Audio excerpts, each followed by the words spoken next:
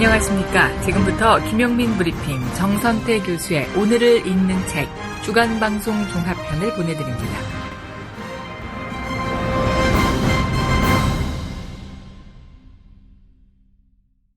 이제 월요일 방송분 함께 하시겠습니다. 오늘을 읽는 책 문학평론가인 국민대학교 국문학과 정선태 교수와 함께합니다. 국민대학교 한국어문학부 국어국문전공 정선태 교수님 함께하겠습니다. 교수님. 네, 안녕하세요. 네, 교수님. 오늘 어떤 이야기 해볼까요? 오늘은 약산 김원봉 선생 얘기 좀 하겠습니다. 너무너무 기대가 됩니다. 정말. 꼭 듣고 싶었고요. 네. 그분의 이제 일생이 사실 존경받아 마땅할 분인데, 네. 이제 해방 공간 때 월북한 것 이걸 두고 이제 두고 이게 말하자면은 문제시하고 있는 거 아니겠어요? 저쪽에서? 네. 네. 그렇죠. 네, 이 아픈 역사에 대한 기본적인 이해가 없이 남북 적대 관계를 지속하고자 하는 자들의 그 욕망이 김원봉이라는 인물을 통해서 또다시 드러나는 것 같습니다. 네네.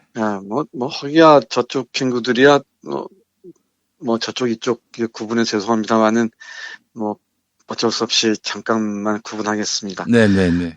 저 사람들에게야 필요에 따라 구분하는 것이지, 어떤 역사 인식에 의해서 구분하는 건 아닌 것 같아요. 그렇죠.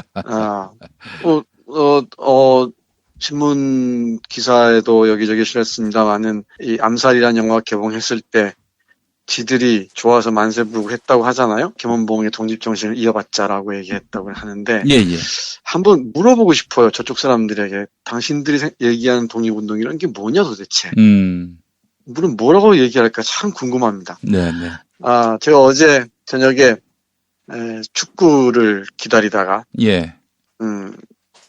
U20 축구 보셨는지 모르겠는데. 네네. 새벽까지 축구를 보려 기다리다가 영화를 한 2편 봤어요. 그 중에 말모이라는 영화가 있길래 봤습니다. 이 1943년, 42년에 있었던 그 조선어 학회 사건을 다룬 영화입니다.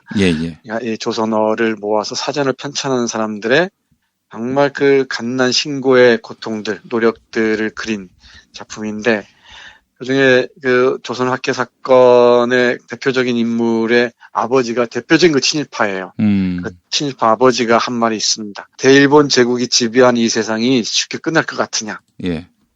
적어도 30년, 50년은 더 간다. 다른 생각하지 말고 이 대일본 제국이 시키는 대로 편하게 살다가 가자. 이런 식으로 얘기를 해요. 아들한테. 네네. 경성중학교 교장, 이사장인가 하는 그 아버지 얘기입니다. 그러니까 그 사람들의 얘기를 아마 자유한국당에 있는 많은 사람들은 아마 자신의 신념을 받아들일 거예요. 네. 대일본 제국이 망할 줄 어떻게 알았느냐? 우리가 우리 삶을 위해서 그 권력과 결탁하고 함께 살아가는 방법을 모색하는 게 자신들의 삶의 표준이었다라고 얘기할 것 같습니다. 그런데 새삼스럽게 저 사람들의 독립운동 얘기하니까 좀 낯설 수밖에 없죠. 그런데요, 참 많은 얘기가 되긴 하지만, 다른 건 그렇다 치더라도, 그래도라니 부사를 어떻게 써야 할지 모르겠는데, 한국이란 나라의 제일 야당이라고 하잖아요. 그러면 그 안에 브레인이 될 만한 사람이 그렇게 없답니까? 기본적인 공부를 좀 하고 뭘 얘기를 해도 얘기를 해야지. 이게 참 속이 상해 죽겠어요. 그래서 제가 자유한국당에 들어갈까 봐요. 그래서, 우리 김 PD야 위장으로 입당했지만 저는 정말 솔직하게 내가 정말 당신들이 지금 이 상황에서 제일 야당으로서 좀 할 일이 정말 있을 것 같다. 내가 좀 충정의 마음에서 한번 당신들과 함께 하고 싶다. 왜 웃습니까? 교수님, 왜 쉬운 일이 아닙니다. 왜? 거기 입당이 쉽지 않아요. 자기가 출당당했지만은 나야 그런 경험이 없으니까. 아니, 그런 출당도 아니고 없고. 제명입니다. 제명하고 출당이 비슷해 보여도 다릅니다. 그래요? 예. 아니 나는 제명하거나 출당할 이유가 없잖아요. 가서 정말 충정 어린 마음으로 그러시면 안 됩니다. 저도 이 정도는 아셔야 되고 네. 약산 김원봉이라는 사람에 대해서 우리가 대놓고 얘기하지 못하는 이 슬픈 역사에 대한 기본적인 이해가 있어야 그게 정말 보수라고 이름 붙일 수 있는 이 정당이다. 예. 그러니까 내가 정말 보수적인 사람인데 예. 내 얘기 좀 잠깐 들어봐 주시오라고 정말 얘기하고 싶어요. 안 되겠습니까? 아예 안 돼요, 교수님. 그건 불가능한 얘기입니다. 예. 안 될까? 예. 어려울 것 같습니다. 예. 네, 우리가 그 편하게 이 약산 김원모 선생이 얘기할 때는 1947년 3월에 노독술에 체포당해서 거기서 이 치욕, 모욕을 당했다는 걸 기억하잖아요. 예. 예, 제가 이 코너를 통해서도 말씀드렸던 기억이 있습니다. 이 노독술이야말로 정말 악명 높은 악덕 친일 경찰이었죠. 우리가 친일이라고 얘기하는데 친일도 그 급이 있습니다. 급이. 그 급 중에서 최고의 급에 속하는 친구입니다. 이 노덕술이라는 악덕 경찰관에게 그 뺨을 맞고 모욕을 당한 다음에 이 김원봉이라는 정말 밀양의 그 뼈대 있는 집안에서 독립운동을 위해서 한평생 바쳤던 그 사람의 그 깊은 회한과 네. 고통이 얼마나 심했겠습니까? 그난 다음에 이 47년에 여운형 선생이 암살되고 난 다음에 48년에 봄에 월북하잖아요. 예. 이 월북하는 과정도 만만치가 않습니다. 사실 이상재 선생이든 조만식 선생이든 많은 사람들이 있습니다. 나는 김우 선생까지 포함을 해서 남북이 단독 정부를 각각 수립하고 이대로 분단 상태로 나아가자고 생각한 사람들은 독립운동에 조금이라도 몸을 바쳤던 사람들 중에는 거의 없었습니다. 제가 아는 한은. 근데 유일하게 이승만이 있었어요. 이승만만 단독 정부, 남한 단독 정부를 수립해도 괜찮다라고 이미 46년에 이 정읍선을 하고서 그 길로 나가지 않습니까? 예. 이게 이제 미국하고 어떤 거래가 있었는지, 그리고 이 친일 세력들과 어떤 짝짝꿍이 있었는지 잘 모르겠습니다만은, 그거야 이제 우리 한홍구 선생이나 이런 여러분들 얘기 들으시면 아실 테고요. 그런 역사적 상황 속에서 이 모멸과 이 수치, 피욕을 견디지 못하고 북으로 넘어가서 이런저런 일을 합니다. 그리고 이 전쟁, 저쪽에서 얘기하는 게 그거잖아요. 이 전쟁을 주도한 사람이 약산 김원봉이었다 얘기하는데, 그 말도 안 되는 소리 좀 그만했으면 좋겠고요. 제가 공부 좀 해서 이 전쟁이 왜 불가피했는지 정말 내재적인 접근 좀 조금이라도 눈을 떴으면 좋겠는데, 이것도 불가능하겠죠.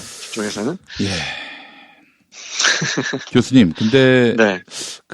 이 김원봉이 남한에서 설 자리가 네. 없어가지고 설 자리가 없다는 말은 이제 고문을 당해서 고통을 당해서 어쩔 수 없이 살기 위해서가 아니라 이 정치적으로 자신의 설 자리가 없기 때문에 그러면은 내가 출세할 수 있는 곳은 북한뿐이다 해서 북한에 간 거 아닌가, 이런 식으로 슬쩍 비틀어서 얘기하는 놈들이 있어요. 그 어림없는 얘기입니다. 어림없는 얘기죠. 예. 네, 어림없는 얘기입니다. 이런 새끼들이 정말 아직도 무슨 역사계에 명함을 돌리고 다녀요. 정말. 네, 사람이 사는 이유가 네. 사람이 살아가는 이유, 또 잘 살아가는 이유를 대라 그러면 많은 사연들을 얘기할 텐데요. 예. 출세하기 위해서 남을 딛고 올라서서 큰 소리 치기 위해 사는 사람들도 있겠죠. 그렇죠. 예. 돈 많이 벌기 위해서, 남보다 더 이름을 떨치고 싶어서 이런 사람들도 없지 않을 겁니다. 그런데 적어도 최소한의 도덕적인 기준이라는 게 있다면은, 자기 삶에 대한 예의를 표에 갖추어서 최소한의 자기 양심에 비추어서 부끄럽지 않은 삶을 살려고 애쓴 사람이라면은 아마 해방 이후 남한 단독 정부 수립 과정을 견딜 수 없었을걸요. 많은 사람들이. 적어도 조금이라도 먹물을 묻힌 사람들이라면은, 그리고 양심적인 수준에서 이 먹물을 먹은 사람이라면은 아마 단독 정부 수립 이후 남한의 동향, 그리고 그 전후에 이 정치 세력 싸움을 아마 견디지 못했을 겁니다. 한번 생각해 보십시오. 엊그저께까지만 해도, 그러니까 식민지 지배 체제 하에서만 해도 일본에 탈싹 들러붙어서 큰 소리 치고 거기에서 온갖 그 변명을 다 해야 되면서 자기를 합리화하던 자들이 아이고. 하루아침에 방공이 깃발을 딱 들이밀면서 이 미국에 탁 들이붙어서 그리고 그 이승만이라는 듣도 보도 못한 애 품에 안겨서 자기 그 생명을 유지하려고 애쓰는 그 초라한 모습을 보았을 때 어떤 생각을 했겠습니까? 아마 뭐 제가 일일이 거론을 못합니다만은 이 뭐 법조계에서도 그렇고요, 학계에서도 그렇고요, 뭐 예술계는 물론이고 뭐 다른 다양한 분야에서 그런 인간적인 모멸감을 견디지 못했을 거예요. 뭐 출세도 좋고 뭐 권력도 좋지만은 그래도 사람이 사는 건 사람이 산다고 할 때 이건 아니지 않는가 라는 기본적인 판단 기준이 있었을 겁니다. 예를 들면 이 우리 약산 김홍봉 선생하고도 관련이 있습니다만은 국어학자 중에 김두봉이란 분이 있습니다. 예. 최고의 그 언어학자들도 이 월북을 많이 하거든요. 문학자는 물론이지만은 이 월북과 제북은 구분해야 한다고 말씀하셨는데 월북과 제북 네. 무슨 차이가 있습니까? 네, 제북부터 말씀드리면 네. 제북은 고향이 이 북한인 사람들이에요. 네. 근데 고향이 북한인 사람인데 굳이 내려올 못 느낀 거죠. 그러니까 이 북한 체제나 이 상황의 정치적 상황에 대해서. 그러니까 이 제자가 있을 제자, 뭐 네, 재경 무슨 향후에 네네네 맞아요. 제군요, 제북. 예. 네. 그리고 월북은 이쪽에서 남쪽에 있다가 북쪽의 정치 체제 그리고 이 어떤 변화의 방향이 옳다고 판단하고서 넘어간 사람들입니다. 그리고 이 남한의 상황들을 못 견딘 사람들이 있겠죠. 그게 해방 공간의 정치적 상황이었습니다. 여러 차례 말씀드리지만 식민지 시대 때만 해도 해방을 위해서 독립을 위해서라면은 하나의 방략으로서 사회주의든 공산주의든 민족주의든 다양한 뭐 아나키즘이든 다양한 사상들을 아우르면서 해방을 위해 싸웠던 거 아니겠습니까? 그 사람들이. 근데 해방 이후에 동양들 보니까 남한이 영 아니다고 싶은 사람들이 있었겠죠. 네. 죽어도 이따위 꼴은 아니다. 식민지 지배자였던 일본 제국에 저렇게 더러운 이 똥강아지 노릇을 했던 자들의 이 발바닥을 핥으면서 못 살겠다. 라는 사람들이 있었겠죠. 그런 사람들이 다양한 분야에서 남쪽인 고향인 사람들이 넘어가는, 그게 월북이라고 합니다. 그러니까 이제 문학자들도 많이 있죠. 뭐 논란이 있긴 하지만은 이 박태원이나 이 정지용이나 뭐 많은 사람들이 있습니다. 뭐 다른 분야들도 많고요. 그리고 이 납북이라는 개념도 있는데요. 납북은 이 전쟁 때 이 북한이 조선민주주의인민공화국이 필요에 의해서 강제로 끌어간 사람들이 있습니다. 대표적으로 그 친일파 작가로 이름 높은 이광수 같은 사람을 얘기할 수 있겠죠. 그 사람 필요에 따라서 끌어갔던 것 같아요. 그리고 거꾸로 보면 월남 작가들이 있죠. 북한 체제를 못 견디한 사람들, 뭐 당연히 있을 수 있습니다. 그런 사람들 월남 작가 황순원이나 이호철 같은 사람들이 있고요. 또 다양한 영역의 사람들도 있겠죠. 아무튼 이렇게 복잡 다단하게 얽혀 있었습니다. 근데 하나만 좁혀서 말씀드리자면은 우리 약산 선생과 관련지어서 좀 문제를 좀 단순하게 말씀드리자면은 해방 공간이라는 상황에서 독립운동에 온몸을 바쳤던 사람들에게 남한의 정치 상황은 아마 견디지 못했을 거라는 것, 그게 제 판단입니다. 그러니까 1898년에 경상남도 밀양에서 태어나서 정말 모든 걸 우리 연보를 보면 이런 게 있습니다. 이 14살 때 천장절이라고 있잖아요. 일본 천황을 생일을 기리는 날, 그날 일장기를 변소에 쳐넣은 사건으로 이 보통학교를 자퇴했던 그 기계 어린 사람입니다. 그게 바로 김원봉 아닙니까? 네, 그러니까 이런 사람이 우리 중국으로 가서 이 신채호와 함께 의열단을 결성하고 조선혁명선언을 기초하고 그리고 정말 제일 무서운 일본 제국주의 당국의 입장에서 볼 땐 제일 무시무시한 사람이 되지 않았습니까? 모든 사건에 의열단이 있었잖아요. 그리고 그 뒤에 큰 그림처럼 약산 선생이 있었습니다.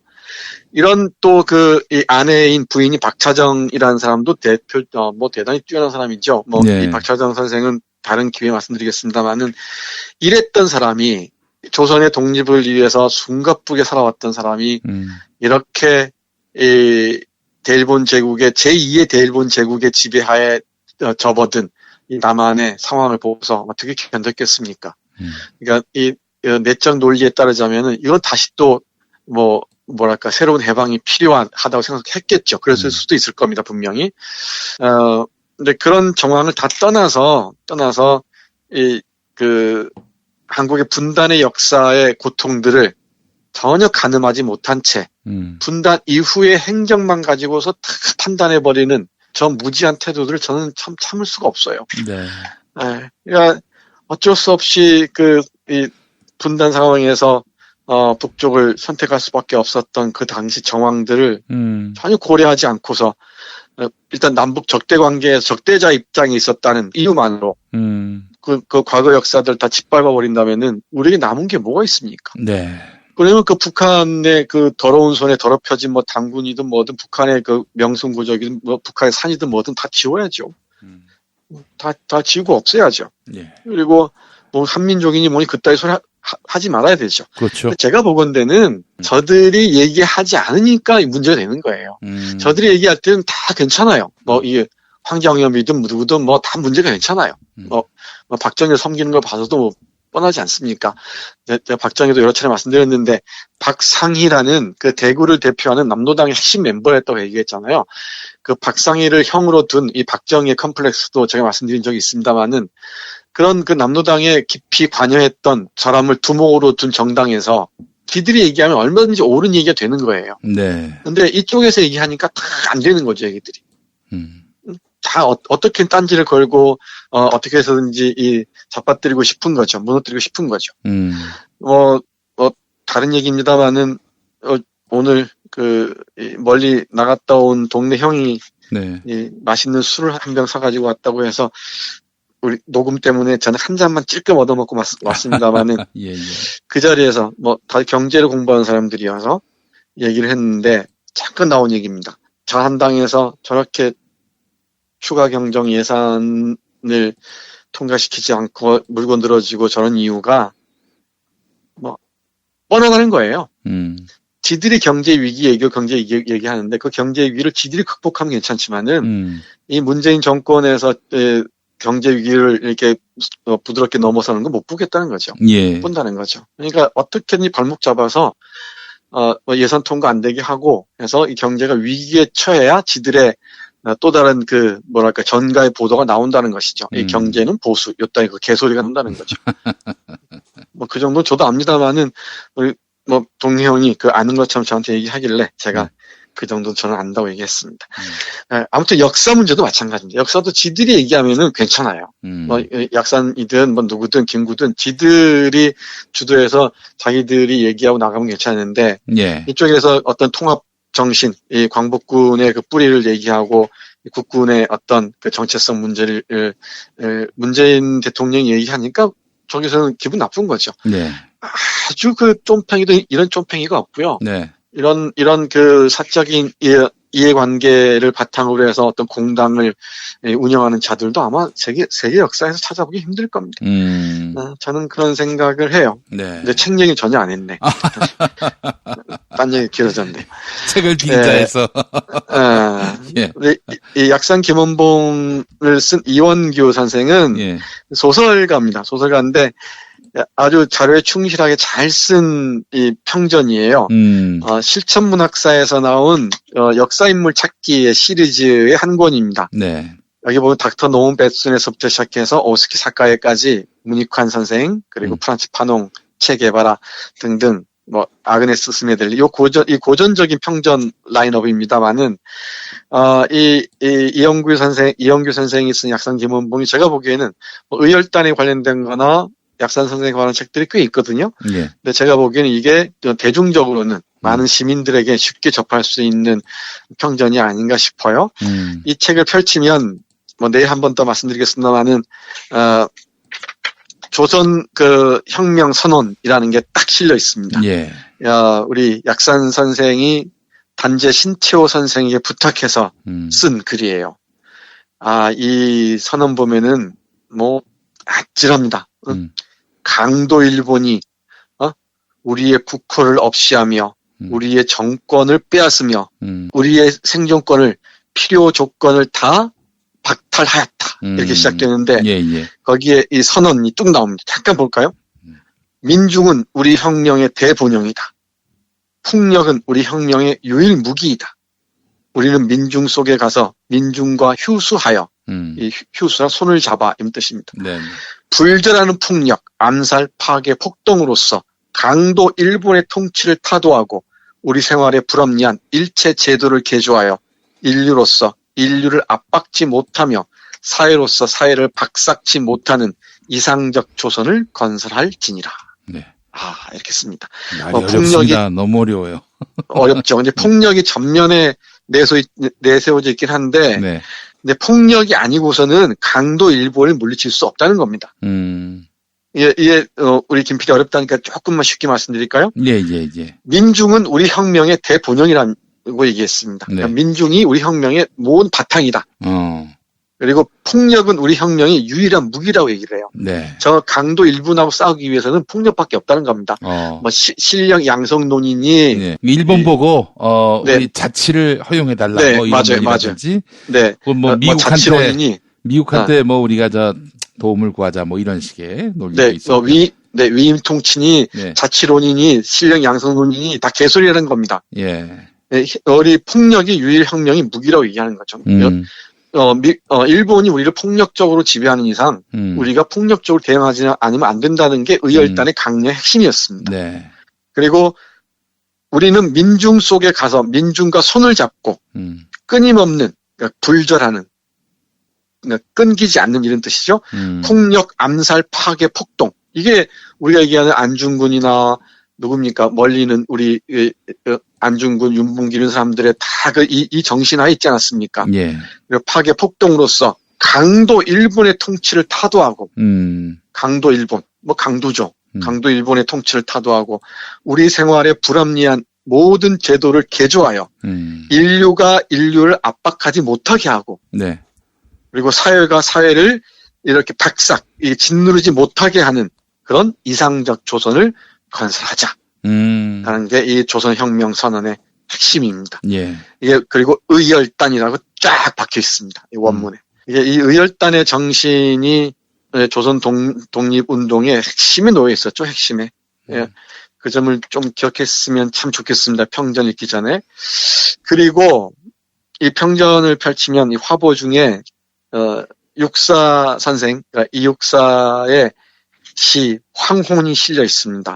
좀 낯선실 텐데 우리 김 PD도 이육사 시 좋아하시잖아요. 예. 광야 같은 시 정말 그렇습니다. 절창이었습니다. 우리 예. 김 PD 낭독하는 거 보면은 그리고 이 청포도 같은 시들도 역사학자들에게 따르면은 저 멀리 중국 대륙에서 저 먼 땅에서 독립운동 하는 사람들이 정말 고운 힘으로 돌아오길 간절히 바라는 기원하는 시라고 얘기를 하죠. 네. 예, 이 시가 그렇습니다. 아마 우리 청취자 여러분들께서 육사의 황혼이라는 시 많이 들어보지 못하셨을 것 같아서 책 본 김에 여러분께 소개해드리겠습니다. 네. 이 황혼 이렇습니다. 내 골방에 커튼을 걷고 정성된 마음으로 황혼을 맞아 들이노니 바다의 흰 갈매기들 같이도 인간은 얼마나 외로운 것이냐. 황혼아 내 부드러운 손을 힘껏 내밀라. 내 뜨거운 입술을 마음대로 맞추어 보련다. 그리고 내 품 안에 안긴 모든 것에 나의 입술을 보내게 해다오. 저 12성저에 반짝이는 별들에게도 종소리 저문 살림 속 그윽한 수녀들에게도 시멘트 장판 위 그 많은 수인들에게도 의지가지 없는 그들의 심장이 얼마나 떨고 있는가. 고비 사막을 걸어가는 낙타 탄 행상대에게나 아프리카 녹음 속 활 쏘는 토인들에게라도 황혼아 내 부드러운 품 안에 안기는 동안이라도 지구의 반쪽만을 나의 타는 입술에 맡겨다오. 내 오울의 골방이 아늑도 하니 황혼아 내일도 또 저 푸른 커튼을 걷게 하겠지. 암암이 사라지긴 시냇물 소리 같아서 한 번 식어지면 다시는 돌아올 줄 모르나 보다. 네, 조금 어려울 수 있을 것 같습니다. 네.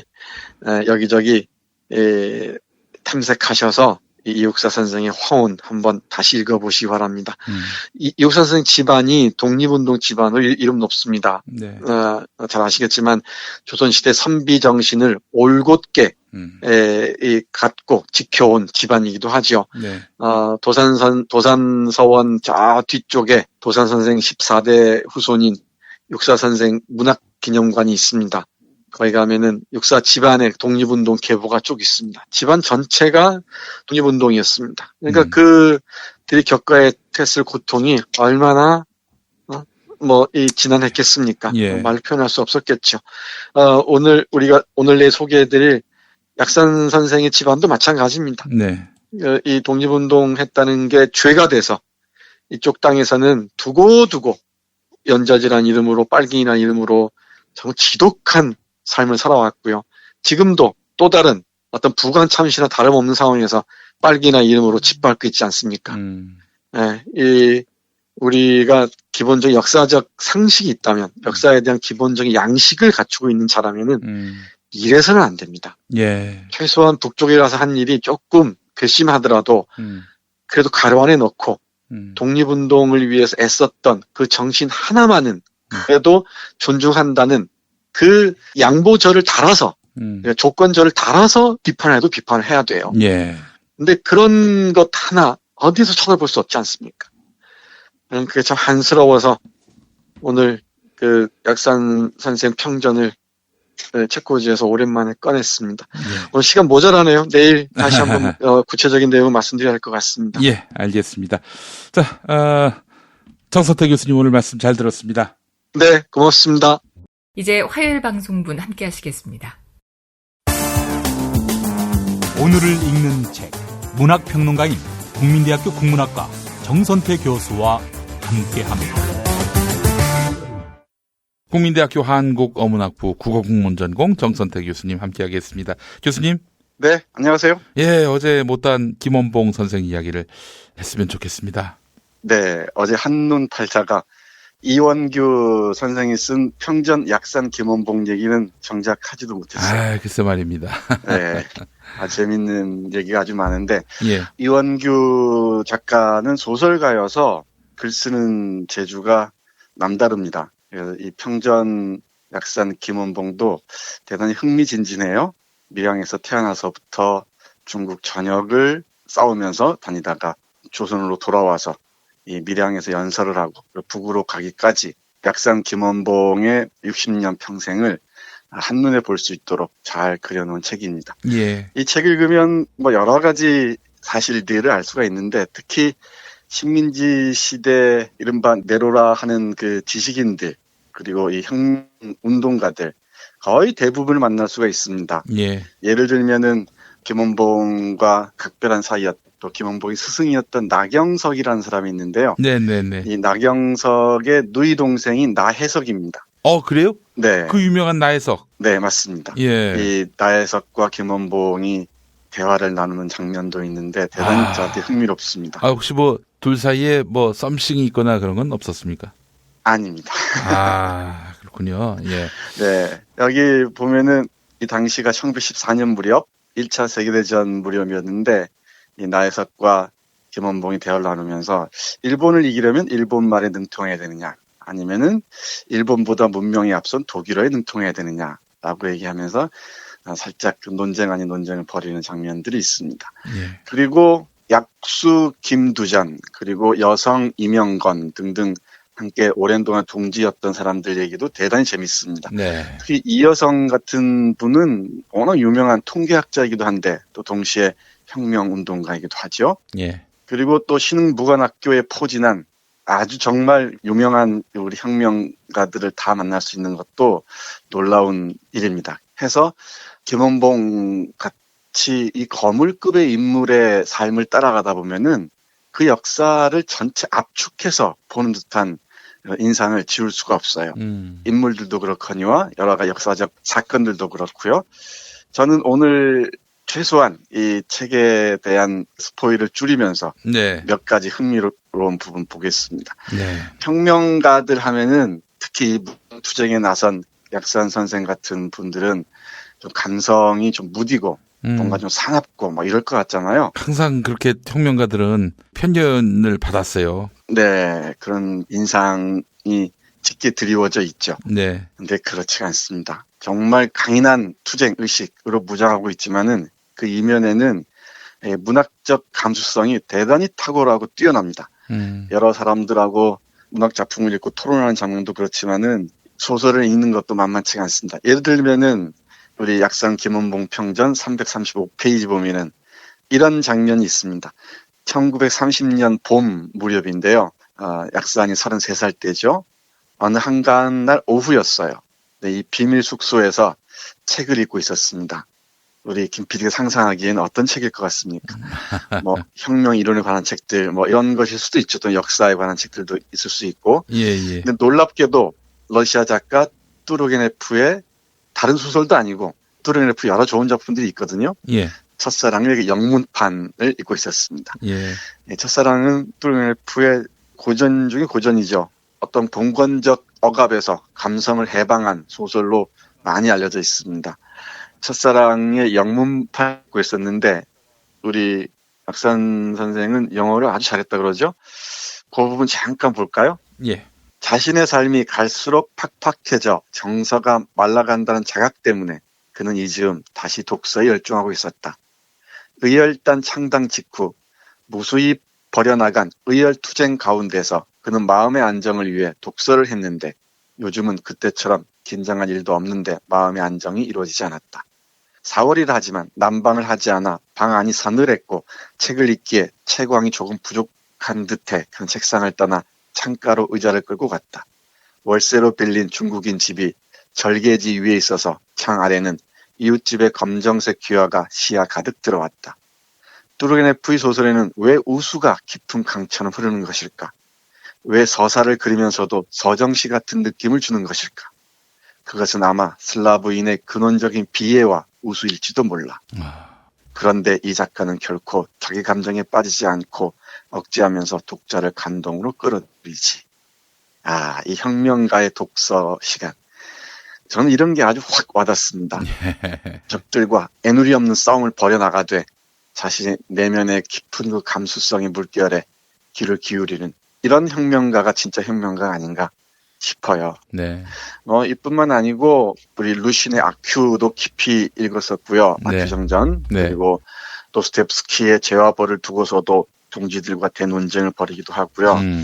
그리고 어제 소개해드린 것처럼 육사 선생을 남경에서 만나기도 하거든요. 네. 육사를 만나서 육사가 읊는 그 황혼이라는 시를 가만히 듣기도 하고 그렇습니다. 그리고 또 한 장면이 이 평전에서 제 눈을 확 사로잡는데 바로 김학철이라는 소설가이자 시인을 만나는 장면입니다. 네. 김학철 여기서 한번 소개해드린 적이 있죠. 예. 조선 의용대에서 중국에 싸웠던 혁명가이면서 북한에 갔다가 북한 체제에 절망한 나머지 다시 중국 용정으로 가서 산 사람이죠. 그 당시 혁명운동 과정에서 다리를 잃어서 한쪽 다리가 없는 분입니다. 최후의 분대장을 비롯해서 혁명에 관한 아주 걸작들을 쓴 소설가입니다. 근데 이 당시에는 시인 지망생이었나 봐요. 근데 이때 그 약산 선생과 윤세주 그리고 김학철이 만나서 얘기하는 장면이 있습니다. 네. 잠깐 그 부분 볼까요? 예. 윤세주는 얼굴이 예쁘장하게 생긴 청년을 소개했다. 이름은 김학철, 시인 지방생입니다. 그런가요? 시 한 수 읊어보시오. 김학철은 갑자기 받은 질문에 당황하여 우물대다가 큰 소리로 말했다. 제가 쓴 시는 없고 대신 헝가리 시인 페테피의 시를 외겠습니다.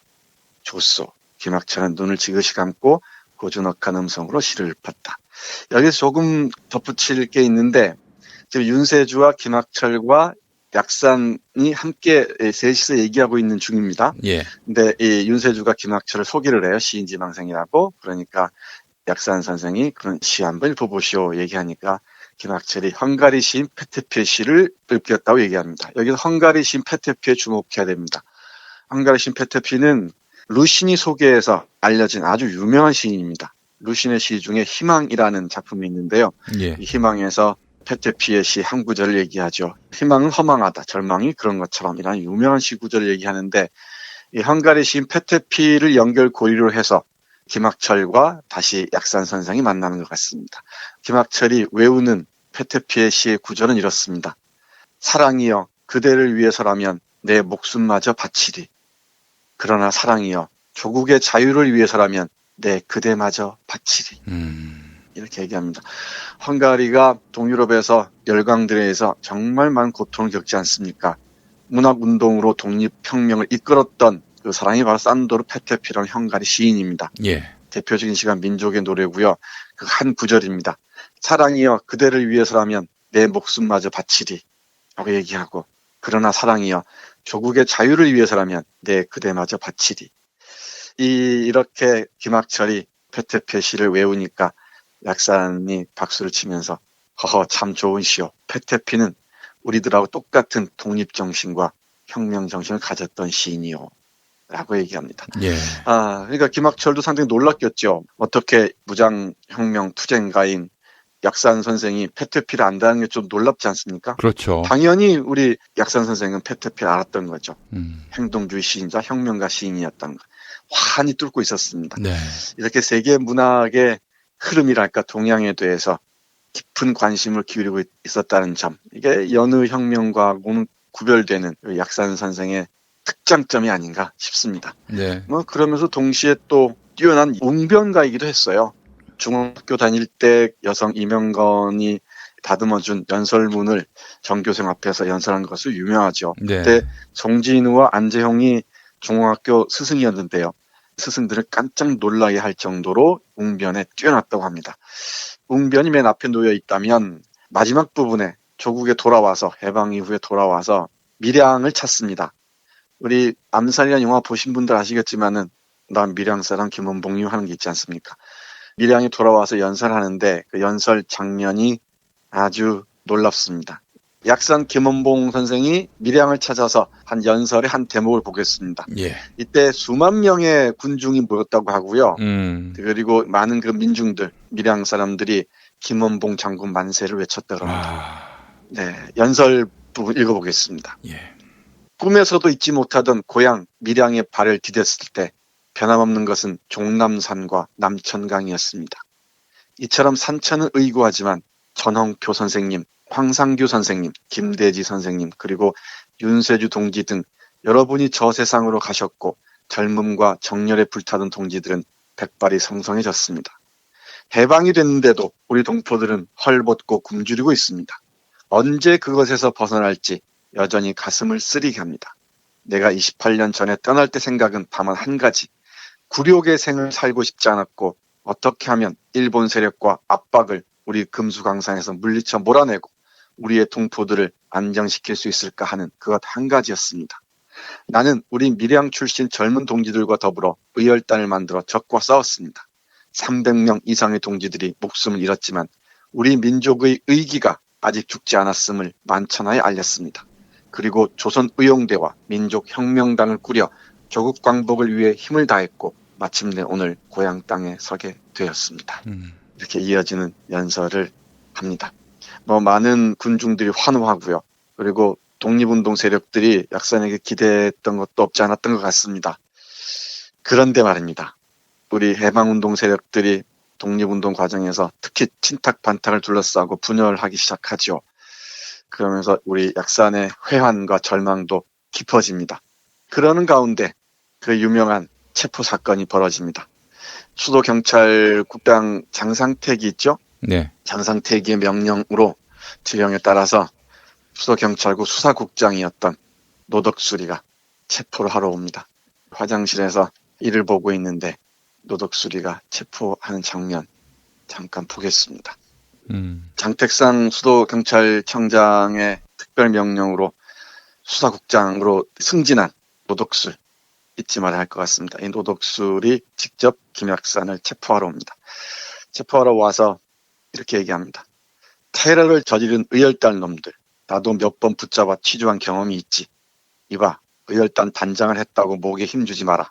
지금 이 나라에서 빨갱이라면 죽여도 죄가 안 된단 말이야. 이야, 아니 그 얘기가 오늘도 통용되는 거 아닙니까? 빨갱이는 죽여도 그렇습니다. 바로 그 이후에 이어졌던 정말 그 빨갱이의 역사가 바로 이렇게 시작되는 거죠. 그리고 지금까지도 고스란히 이어집니다. 그 목사 누굽니까? 우리 김 PD가 좋아하는 목사가 얘기하지 않습니까? 우리 빤스 목사님이요? 네. 다 빨갱이라고 얘기하고 빨갱이 죽여도 된다고 얘기하지 않습니까? 예. 바로 그 노덕술의 후예들이에요. 누가 뭐라 얘기할 수 있겠습니까? 지프를 타고 오는 과정에서 이렇게 비위를 긁어요. 그러니까 김 약사님 노덕술의 얼굴에 침을 뱉습니다. 이 천벌을 받을 고등계 형사놈아. 의열단이 너 같은 놈을 처단하지 못한 게 후회스럽다. 그러니까 노덕술이 약사 안에 뺨을 때립니다. 죽기 싫으며 입 다물고 있어 빨갱이 두목아.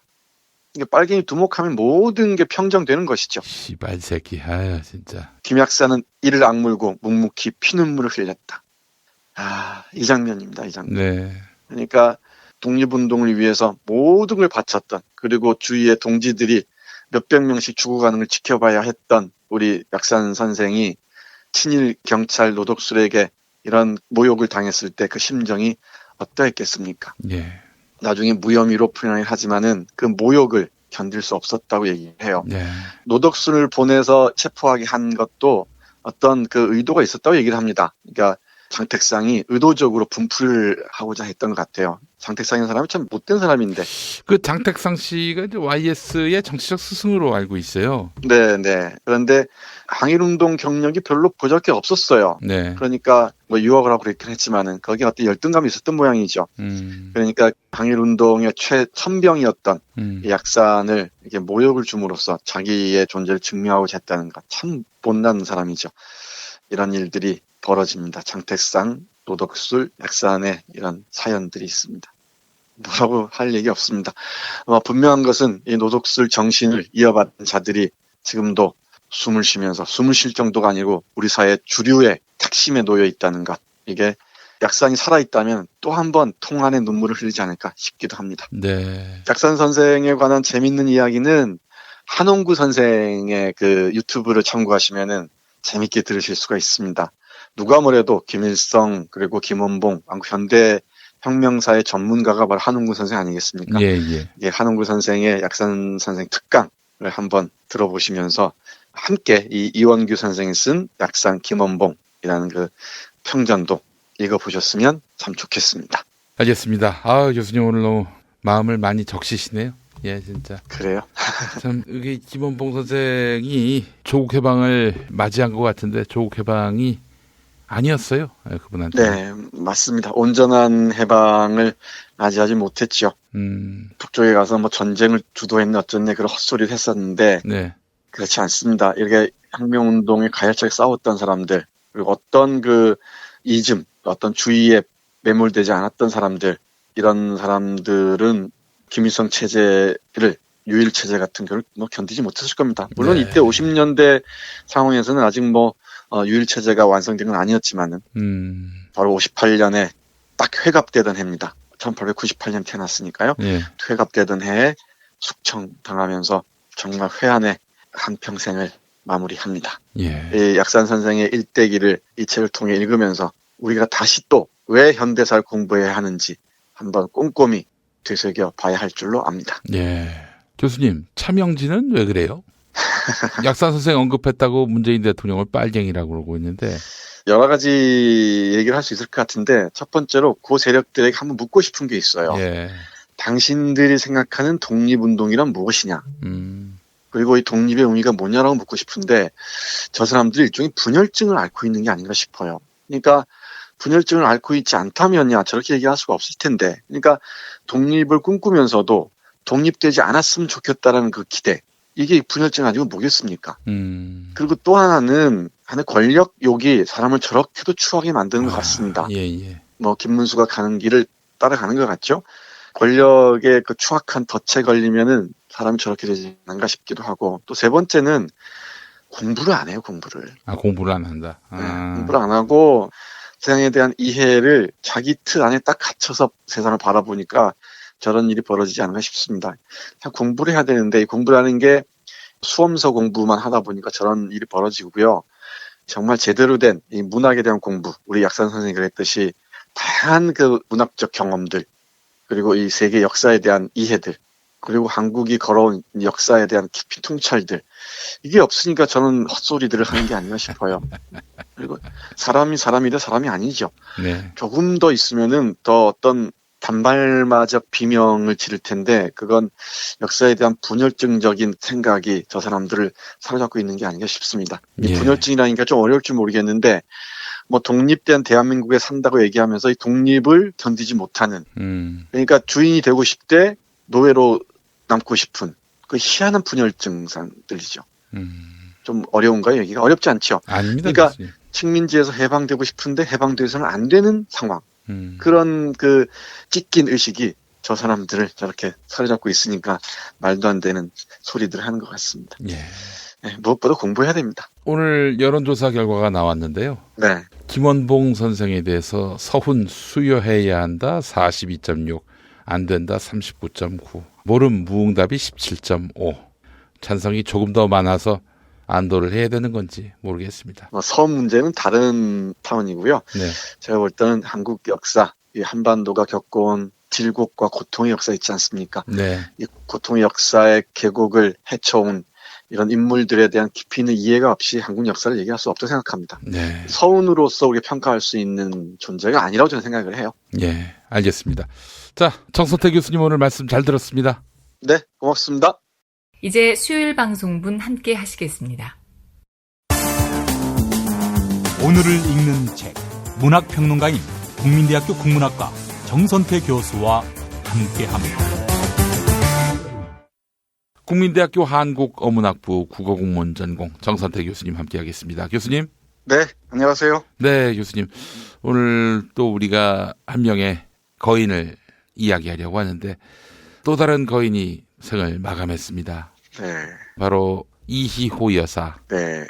어떠셨어요? 교수님 소식 접하시고. 네, 어제 밤에 오늘 밤 김제동을 보고 있는데 네네네. 속보가 떴더라고요. 예. 저는 이희호 여사를 잘 알죠. 개인적으로는 아니지만 이희호 선생이 살아온 길을 잘 알죠. 네. 한국 여성운동의 뭐 우뚝한 봉우리라는 건 많은 사람들이 아실 테고 더불어서 김대중 전 대통령의 이름에 좀 가린 측면이 없지 않은데 민주화 운동에도 음으로 양으로 많은 기여를 한 것으로 알고 있습니다. 흔히 그런 경우가 많아요. 남편이 역사적으로 위대한 인물일 경우 네. 아내는 그림자에 가리는 경우가 많습니다. 네. 제가 몇 번 말씀드렸습니다마는 이회영 선생의 부인이었던 이은숙 선생도 그렇고요. 이런 경우 종종 있는데 이희호 여사도 김대중 전 대통령의 그늘에 조금 가린 점이 없지 않나 그런 생각을 하면서 새롭게 여성운동사의 측면뿐만이 아니고 한국 그 노동이나 민주화 운동사에서 이희호 여사의 위상도 제대로 평가해야 되지 않을까 그런 생각을 잠깐 했습니다. 네. 위대한 생이었습니다. 정말. 네. 고난의 시기. 이희호 여사의 삶은 곧 한국 현대사다. 또 이렇게도 이야기할 수 있을 것 같고요. 네, 한국 현대사의 저항의 한 큰 줄기를 이루는 인물이었죠. 이희호 여사가 없이 어떻게 김대중 전 대통령을 생각할 수 있겠습니까? 저는 거꾸로 보는 게 맞을 수도 있다 이렇게 생각합니다. 알겠습니다. 자, 오늘 만날 분은 여운형 선생이죠. 네, 몽양 여운형 선생 만나기 전에 예. 어제 오늘 밤 김제동을 보고 있었다고 했잖아요. 네네네. 박지원 의원하고 전원책이라는 사람하고 나와서 하는 코너가 있대요. 네네네. 보니까. 예. 근데 그 전원책이라는 사람을 저는 뭐 관심 별로 없는데 듣자 하니까 해도 너무해요. 딱선 김원봉 선생 얘기가 나왔습니다. 거기에 대해서 김원봉을 약산 김원봉 하는데 약산이라는 말을 붙이는 자체가 불쾌하다는 거예요. 그거야말로 존경의 의미를 담는 게 아니냐. 이 약산이란 말은 호잖아요, 호? 주위 사람들이 편하게 부르기 위해서 붙여주는 겁니다. 네.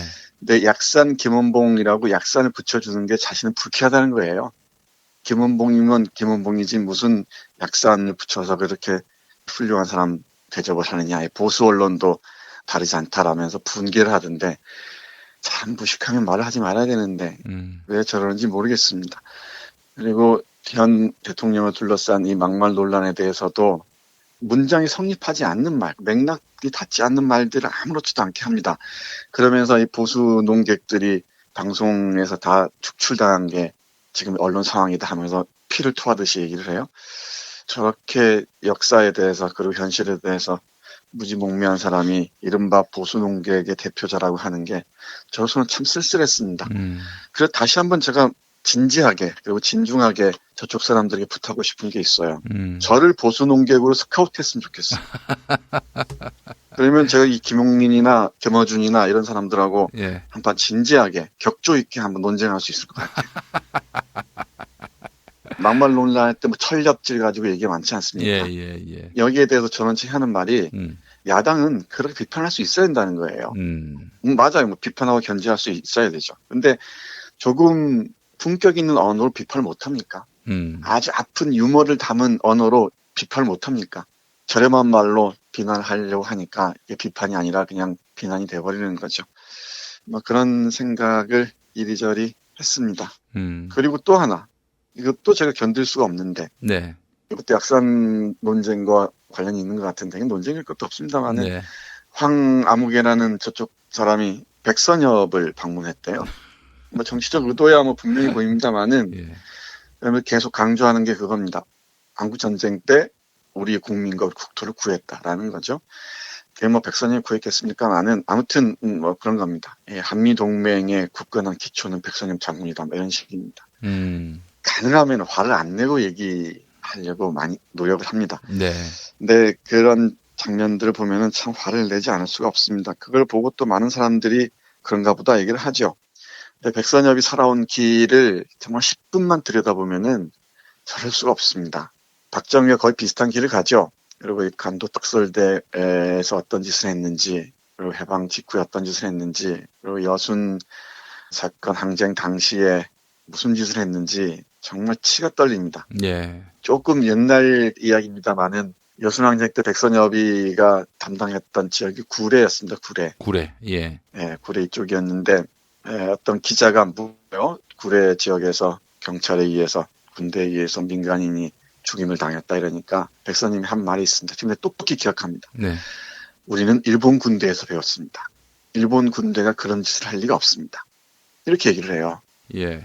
일본 군대는 군기를 잘 지키고 엄정하기 때문에 뭐 민간인을 어찌어찌하고 이럴 일이 없다는 겁니다. 아이고 존나 좋겠네. 일본 군인 출신이어서. 아이고. 그걸 아무렇지도 않게 얘기하는 거예요. 한국 출신 군인들이 한국 군인이 그랬다는 것은 자기 모르겠지만은 일본 군대에서 배운 내가 지휘자로 있는데 그런 일이 있을 리가 없다는 겁니다. 여순 항쟁을 다룬 그 다큐멘터리에 인터뷰가 딱 실려 있는데요. 저는 놀라웠습니다. 그게 당당합니다. 일본 군대에서 아주 엄정한 군율하에서 훈련을 받았고 거기에서 자기 생활했다는 걸 아주 당당하게 얘기합니다. 자신 있게. 그리고 가면은 이 지리산에 뱀사골이라고 있지 않습니까? 네. 여기 가면은 그 빨치산 뭐 토벌이니 뭐니 해서 혁혁한 그 공적을 기리는 백선엽을 기리는 기념비가 딱 있습니다. 아름다운 나라입니다. 네. 분단 상황에서 이 반공으로만 무장하면 모든 게 다 용서가 되고 모든 게 다 받아들여지는 그런 역사의 굴곡들을 우리가 살아왔죠. 지금도 현재 진행형이고요. 아마도 오늘 소개해드릴 몽양 여운형 선생도 한국전쟁 이후까지 살아있었다면은 이렇게 빨갱이로 취급받아서 철저하게 매장됐을 겁니다.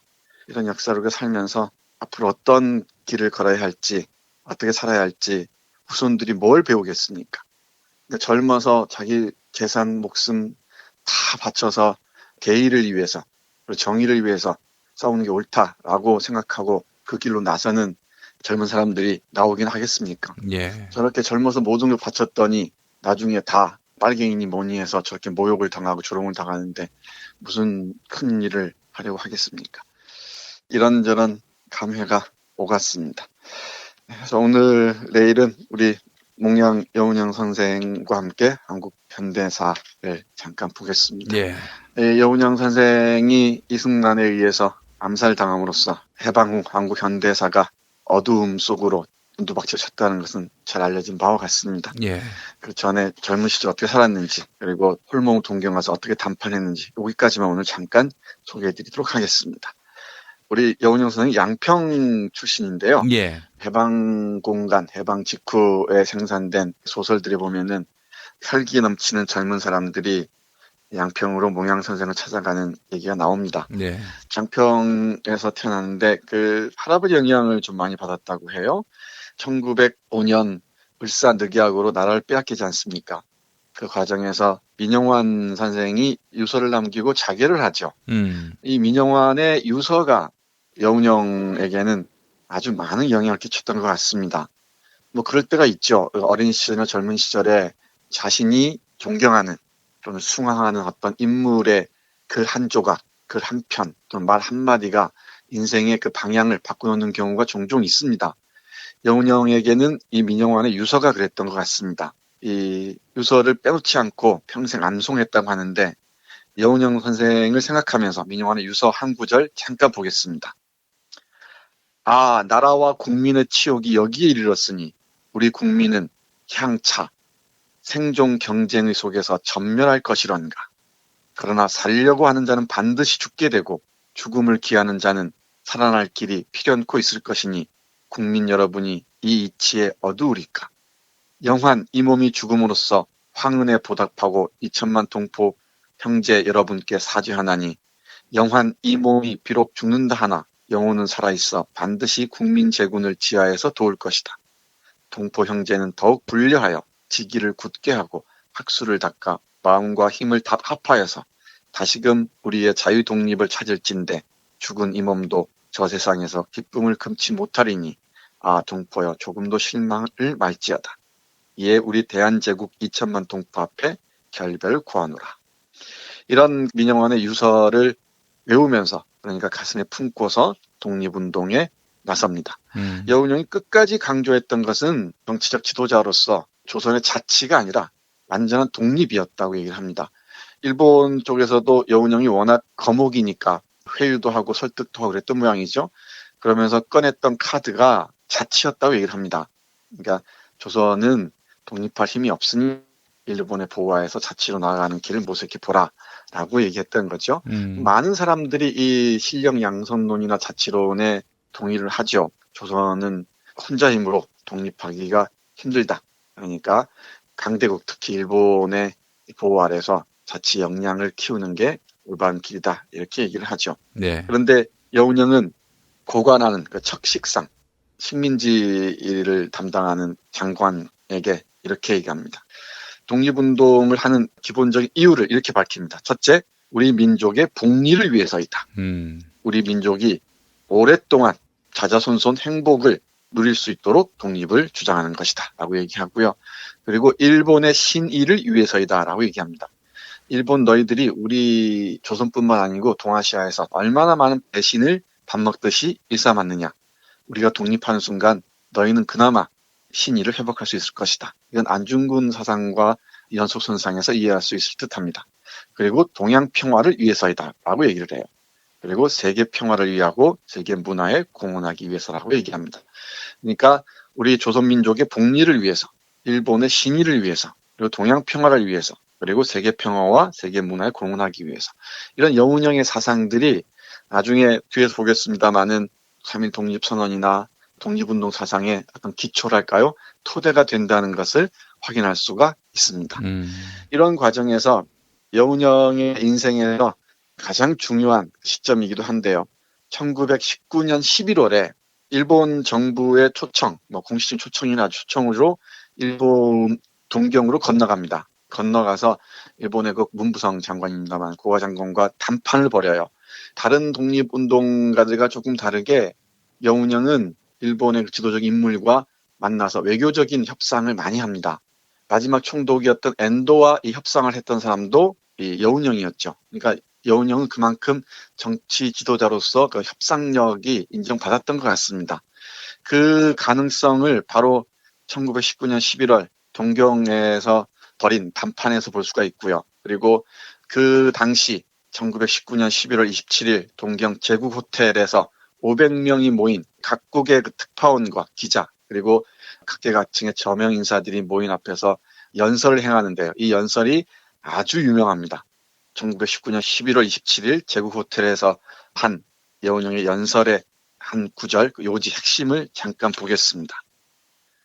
작년 11월에 대전이 끝나고 상해의 각 사원에는 평화의 종소리가 울렸다. 여기서 11월 대전은 1차 세계대전을 얘기합니다. 1918년 11월에 끝났죠.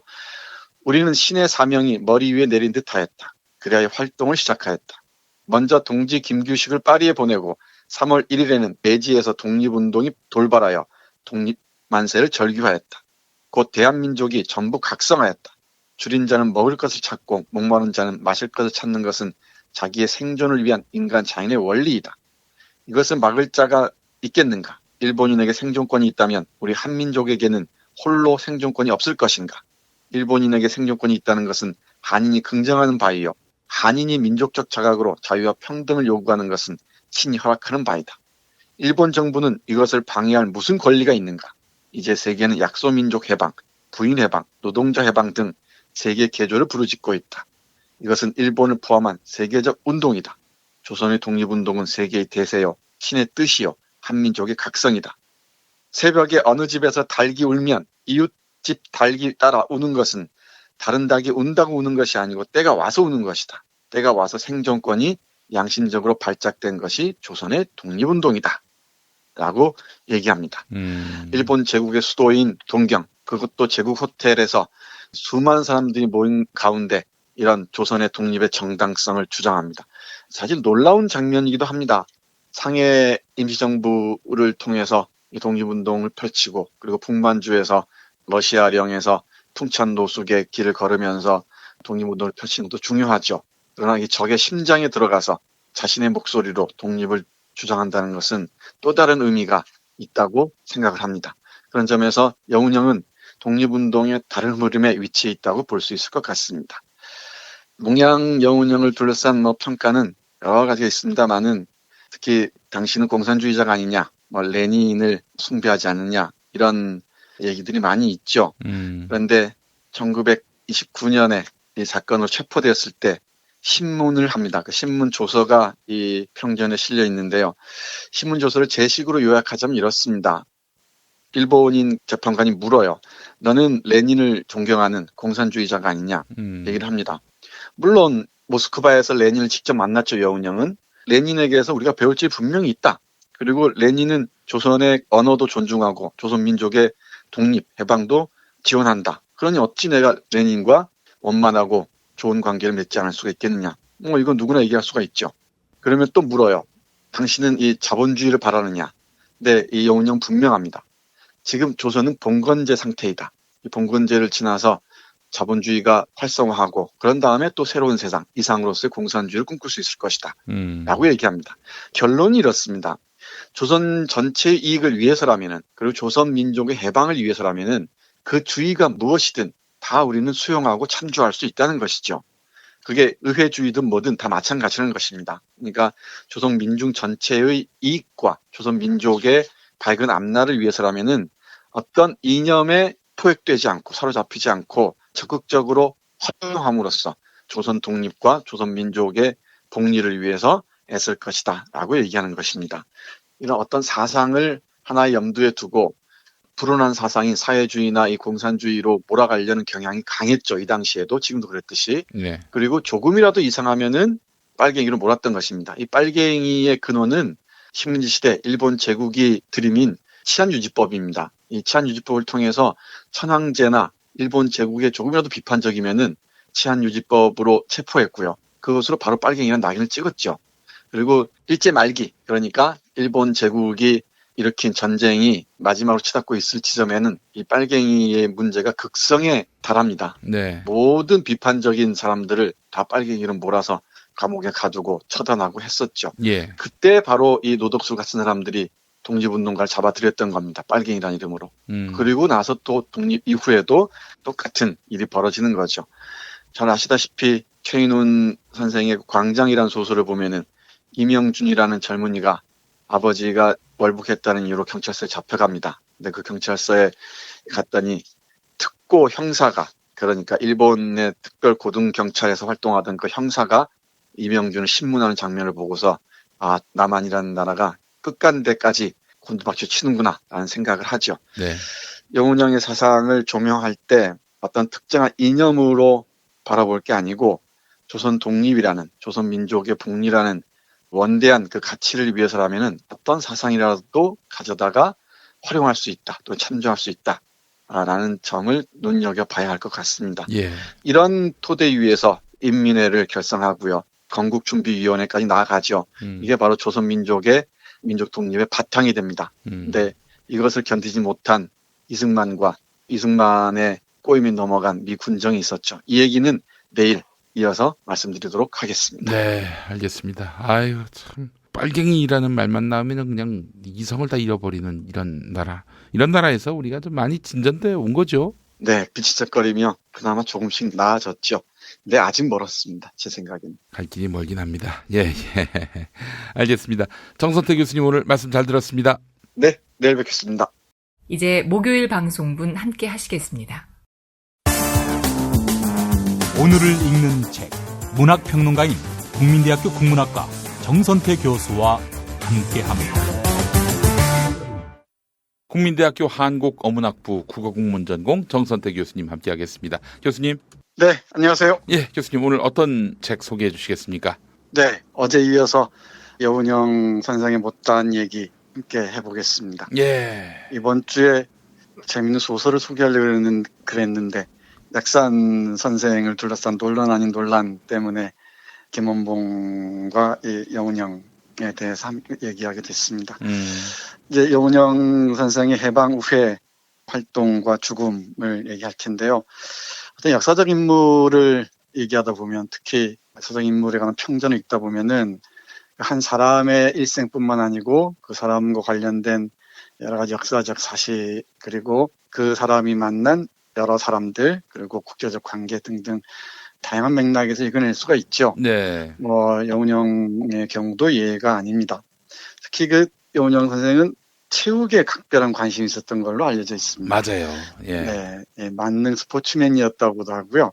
서윤복 선생이라고 있는데 마라톤 네, 서윤복 선생하고도 각별한 관계였다고 이 평전에도 언급이 되고 있습니다. 특히 손기정 선수의 일장기 말소 사건, 실은 여운형 선생이 발행인이었던 조선중앙일보에서 처음 한 걸로 알고 있습니다. 그렇습니다. 스포츠가 민족 정신을 고양하는데 아주 중요한 역할을 할 수 있다라고 생각했던 것 같습니다. 오래전부터. 예.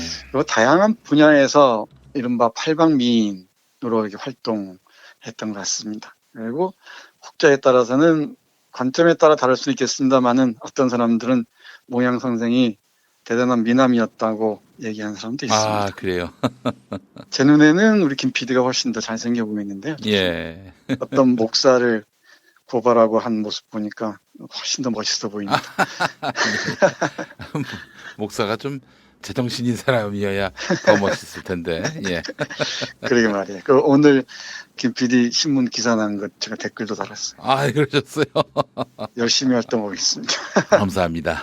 네. 그래서 그 상해에서 독립운동에 쓰다가 물론 이제 3.1운동부터 조직하고 하는 과정에 깊이 파죠. 그리고 외교 활동 그리고 이 여러 가지 독립투쟁을 조직하는 활동들을 하는데 해방 당시 사진을 보면은 그 여운형 선생의 패션이 상당히 대단합니다. 그 하얀색 셔츠에 그 반바지를 입은 모습인데 1945년 8월 15일 그 해방 다음 날 희문중학교 운동장에서 군중 수천 명이 모인 가운데 한 연설이 있습니다. 이 여운형의 연설이 아주 유명한데 연설 내용의 핵심을 보면 이렇습니다. 우리 민족 해방이 제1보를 내딛게 되었으니 우리가 지난날에 아프고 쓰리던 것을 이 자리에서 다 잊어버리고 이 땅에다 합리적 이상적 낙원을 건설해야 한다. 이때는 개인적 영웅주의는 단연 없애고 끝까지 집단적으로 일사불란의 단결로 나아가자. 머지않아 연합군 군대에 입성할 터이며 그들이 오면 우리 민족의 모양을 그대로 보게 될 터이니 우리들의 태도는 조금도 부끄러움 없이 하자. 세계 각국은 우리들을 주시할 것이다. 그리고 100개를 든 일본의 심흉을 잘 살피자. 물론 우리는 통쾌한 마음을 금할 수 없다. 그러나 그들에 대하여 우리들의 아량을 보이자. 세계 문화 건설에 백두산 밑에서 자라난 우리 민족이 힘을 바치자. 이런 내용의 연설을 합니다. 네. 이 연설을 전후해서 44년 무렵부터 몽양 선생은 이른바 건국동맹이라는 걸 결성하고요. 조선 건국동맹이죠. 건동이라고 줄여서 얘기합니다만은 일종의 정치 조직입니다. 그러니까 해방이 되었을 때 하나의 정당의 형식인 건국동맹을 만들어 미리 해방에 대비를 합니다. 이런 대비를 한 적이 없습니다만은 그리고 해방되자마자 건국준비위원회 줄여서 건준이라고 합니다. 이건 정부의 성격을 띠는 건데요. 건준을 만들어서 아주 빠른 속도로 행정의 공백 상태를 채워나가기 시작하죠. 건준 활동이 대단히 중요합니다만은 미국 쪽에서도 이 건준이 대단히 중요한 역할을 할 것이라는 것, 그리고 일본 제국주의가 물러난 그 공백 상태를 메울 수 있으리라는 걸 알고 있었어요. 예컨대 그 중국의 붉은 별이라는 글을 쓴 미국의 신문 기자 에드거 스노우라는 사람이 있습니다. 아주 유명한 사람이죠. 저널리스트입니다만은 이 사람이 귀국 후에 세터데이 이브닝 포스트에 다음과 같은 글을 썼다고 합니다. 미국은 아무 준비가 없이 조선에 상륙했는데 그러나 조선에는 건국준비위원회가 있었다. 정치적 준비가 있었다. 미국인이 만일 건국준비위원회를 살렸더라면 조선의 건설은 더욱 신속하고 유리하였을 것이다. 이게 바로 여운형이 결성한 건국준비위원회의 실체 그리고 어떤 힘이었습니다. 당시 여론조사 비슷한 통계에 따르면은 앞으로 이 시대를 이끌어갈 양심적인 지식인, 독립운동가로 단연 그 1등이 바로 여운형이었습니다. 근데 이 여운형 중심의 건국준비위원회가 살았더라면, 그리고 건국동맹이라는 정치 단체, 이 정당이 정말 잘 살았더라면, 그리고 여운형이 해방 이후에 지속적으로 강조했던 게 두 가지거든요. 하나는 좌우 합작입니다. 좌와 우가 합작해서 새로운 나라를 만들자는 거죠. 또 하나가 남북 협상입니다. 예. 남과 북이 강대국에 의해서 분단이 되었는데 우리가 주체적으로 협상을 해서 분단의 길로 나가지 말자는 거였죠. 근데 여기에 대해서 아주 끝까지 반대를 한 게 바로 이승만 세력입니다. 이승만과 한민당 세력이죠. 이승만 세력은 좌우 합작에 반대했습니다. 좌쪽은 다 빨갱이라고 판단했던 거죠. 예. 그리고 이 중도에 있었던 여운형까지도 좌우 합작을 내세우니까 너도 빨갱이라고 생각했던 겁니다. 그리고 남북 협상에 대해서도 이승만은 끝까지 반대를 했죠. 46년 정읍선언을 통해서 단독 정부를 분명히 밝힙니다. 그리고 미국을 끌어들여서 남북 분단의 길로 나아가죠. 그러니까 이 남북 협상을 추진해 나가는 김구나 여운형이 얼마나 미웠겠습니까? 눈에 가시 같았을 것입니다. 그렇게 생각한 이상 이승만 세력이 여운형에 대해서 할 짓은 하나밖에 없죠. 뭐겠습니까? 바로 암살입니다. 암살. 네, 1947년 7월 29일 해화당 로타리에서 여운형을 총으로 암살합니다. 그때 얘기를 들어보니까 경찰이 수수방관했다. 그냥 아예 그 테러가 일어나도록 방치하다시피 했다. 방치 정도가 아니라 거의 조장과 방치 그 사이쯤 되는 걸로 보이는데 말이죠. 네, 제가 말씀드릴 텐데요. 네. 이제 우리 김용민 학생이 뭐 진짜 괄목 상대입니다. 제가 얘기할 걸 다 알고 있는 것 같아요. 아이 교수님 별 말씀도 하십니다. 예. 내가 이런 얘기하면은 이런 얘기를 앞으로 할 것이다라는 걸 다 그렇지 않습니다. 몇 발자국 앞서서 딱 예상하는 것 같습니다. 예. 놀랍습니다. 네. 그리고 고맙고 감사합니다. 아이고 별 말씀을 하겠습니다. 예. 1947년 7월 19일 해화동 로타리 암살 사건이 있기 전에도 몇 차례 걸쳐서 암살 시도가 있었어요. 45년 8월 18일부터 9월 7일, 12월 상순 몇 차례의 이런 암살 시도가 있었습니다. 그리고 그 암살에 맨 앞장섰던 게 바로 그 유명한 노덕술이었습니다. 노덕술 기억하시죠? 네. 약산 김원봉 선생을 조롱한 바로 그 자입니다. 그리고 수많은 독립운동가들을 고문한 자죠. 네. 이 장택상의 지령하에 이 노덕술이 앞장서서 총대를 메고 몇몇 우익 테러리스트들을 고용해서 여운형 선생을 암살합니다. 이 평전의 부록으로 딸린 몽양 암살범 4인의 고백에 보면은 암살범 중에 한 사람인 그 김훈이라는 사람은 이렇게 얘기를 해요. 여운형은 우리가 제거했다. 까놓고 얘기해서 당시 대한민국의 가장 큰 적은 빨갱이 아니었나. 몽양이 누군가. 몽양은 평양까지 가서 김일성을 만나고 온 사람이다. 당시 몽양의 인기는 대단했다. 몽양이 종로 YMCA에서 강연을 끝내고 길 걷는데 길 건너편에 가던 사람들까지 몰려와 악수를 청할 정도였다. 저렇게 인기가 좋은 사람이 왜 이쪽이 아니고 저쪽이냐 하는 것이었다. 해방되고 2년밖에 못 살아도 그 정도인데 만일 그가 6.25 때까지 살았다면 이 나라가 어찌 되었겠는가. 몽양 개인에게는 미안한 일이지만 국가와 민족을 생각하면 후회는 없다. 라고 얘기를 합니다. 암살자 가운데 한 사람인 그 김훈이. 이와 함께 여러 사람들이 여운형이 빨갱이였기 때문에 죽일 수밖에 없었다고 얘기하는데 바로 그 뒤에서 명령한 사람이 노덕술이었고요. 그리고 이 노덕술 뒤에 경찰이 있었습니다. 그 대표적인 예가 이 암살자들을 체포하러 해와 로타리로 갔겠죠, 경찰이. 근데 이 경찰과 함께 암살자들이 기념 촬영을 합니다. 유명한 사건이에요. 바로 우리가 이 영웅을 죽였다라는 그 인증샷을 남기고 싶었던 거죠. 몽양 암살 계획을 노덕수를 미리 다 알고 있었고요. 그걸 수도경찰청장이 추인했던 것이고 바로 그 배후에 이승만이 있었던 겁니다. 예. 그 당시 신문 조서에서도 얘기를 합니다. 이 암살자들에게 물어요. 왜 몽양을 암살했는가? 물으니까 유영호라는 또 한 사람의 암살자 이렇게 얘기합니다. 신동훈이 우리에게 몽양이 좌우 합작 운동을 한 등 민족 분열에 가장 큰 책임이 있어 시급히 제거해야 한다고 교육했다. 좌우 합작 운동을 민족 분열로 생각했던 것입니다. 지금하고 너무너무 똑같죠. 자유한국당이 이 남북 화해를 도모하는 걸 두고 민족 분열 책동이라고 얘기하지 않습니까? 예. 그리고 이 김홍성이라는 작자는 이렇게 얘기합니다. 여운형이 평양에 몇 번을 갔다 왔는지 아는가? 우리는 여운형이 평양에 갔다 온 것을 다 알고 있었고 그를 없애야 한다는 모두 공감했다. 라고 얘기합니다. 그러니까 좌우 합작과 남북 협상이 이승만을 중심으로 한 우익들에게는 위기로 다가왔겠죠. 이 좌우가 합작해서 함께 한반도에서 통일된 국가를 수립해 나가는 게 우익 세력들, 특히 친일 이 세력들에게는 가장 무서운 미래였을 것입니다. 그리고 남북이 함께 화해하는 것, 평화로 나아가는 게 이들에게는 가장 무서운 역사적 현실이었을 것입니다.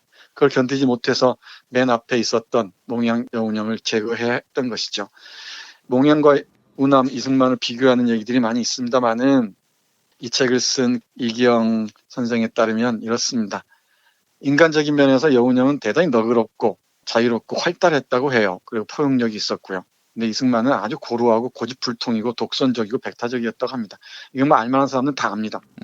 그리고 정치적인 면에서 여운형은 천성적인 민주주의자였다고 합니다. 이것도 알만한 사람 다 압니다. 예. 이에 비해 이승만은 비민주주의적이고 독재적이었죠. 이것도 다 아는 사실이죠.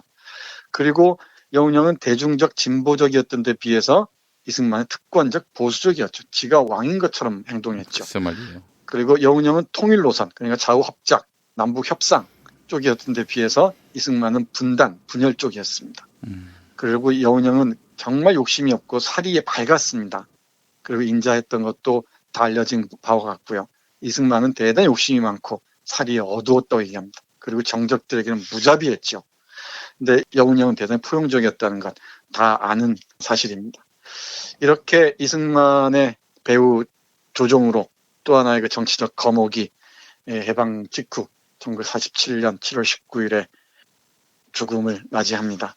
여운형이 숨을 거뒀을 때 여러 사람들이 정말 그 애도를 표하는데요. 당시 그 장례 행렬이 대단했다 그러죠. 그 당시 그 사진을 보면은 정말 뭐 대단합니다. 49년 김구 장례식도 그렇습니다만은 이 여운형 장례식은 우리가 상상하는 것 이상이었습니다. 그 장례식 때 김광균이라는 그 시인이 있는데 그 시인이 쓴 상여를 조츠며라는 작품이 있습니다. 이 시가 여운형이 얼마나 당시 조선 민중으로부터 사랑을 받았는지 잘 보여주는 것 같습니다. 읽어볼까요? 네. 1947년 8월 3일 오후 1시 15분 하늘에 조기를 올리고 종을 울려라. 기적은 공중을 향하여 스스로의 비애를 뿜어라. 이날 한 사람의 위대한 시민이 우리 곁을 떠난다. 서울 한복판을 피로 물들인 7월 19일부터 우리는 얼마나 울어왔더냐. 개동을 지나 종로를 지나 동대문을 지나 끊어진 국토와 황폐한 제방에서 들려오는 통곡 속으로 지금은 한낮 침묵의 수레 위에 실려가는 그를 위하여 우리들은 다시 무슨 노래를 불러야 하랴. 차라리 진달래와 봉선화와 민족의 탄식으로 하나의 하환을 엮어 이 영원한 선구자의 이마를 에워싸라.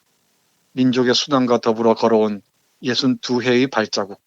원수의 모습 아울러 우리 가슴에 오래 간직하리니 두 발의 탄환은 차라리 억센 신호일이니 눈물을 거두고 씩씩한 노래로 그를 보내라. 깃발을 모아 그의 가는 길을 심심치 않게 하여라. 다만 때 묻은 인민의 손으로 그의 관을 덮으라. 1월과 파도가 고요한 그곳에 그를 쉬게 하라. 네, 이런 시를 씁니다. 김광균은 정말 그 양심적인 시인입니다. 굳이 얘기하자면 중도적인 자유로운 영혼을 가진 시인이었죠. 이처럼 좌우가 함께 사랑했던 그런 지도자를 이렇게 흉탄에 잃었습니다. 그 흉탄에 조종자가 이승만이었다는 게 뭐 서서히 밝혀지는 바와 같습니다. 그런데 그 이후에도 이 이승만 정권과 박정희 정권 그리고 군사독재 속에서 이런 인물들이 전혀 기억되지 못했어요. 김구만 간신히 기억됐을 뿐이죠. 영웅용도 그렇고요. 우리 조봉환 선생도 그렇고요.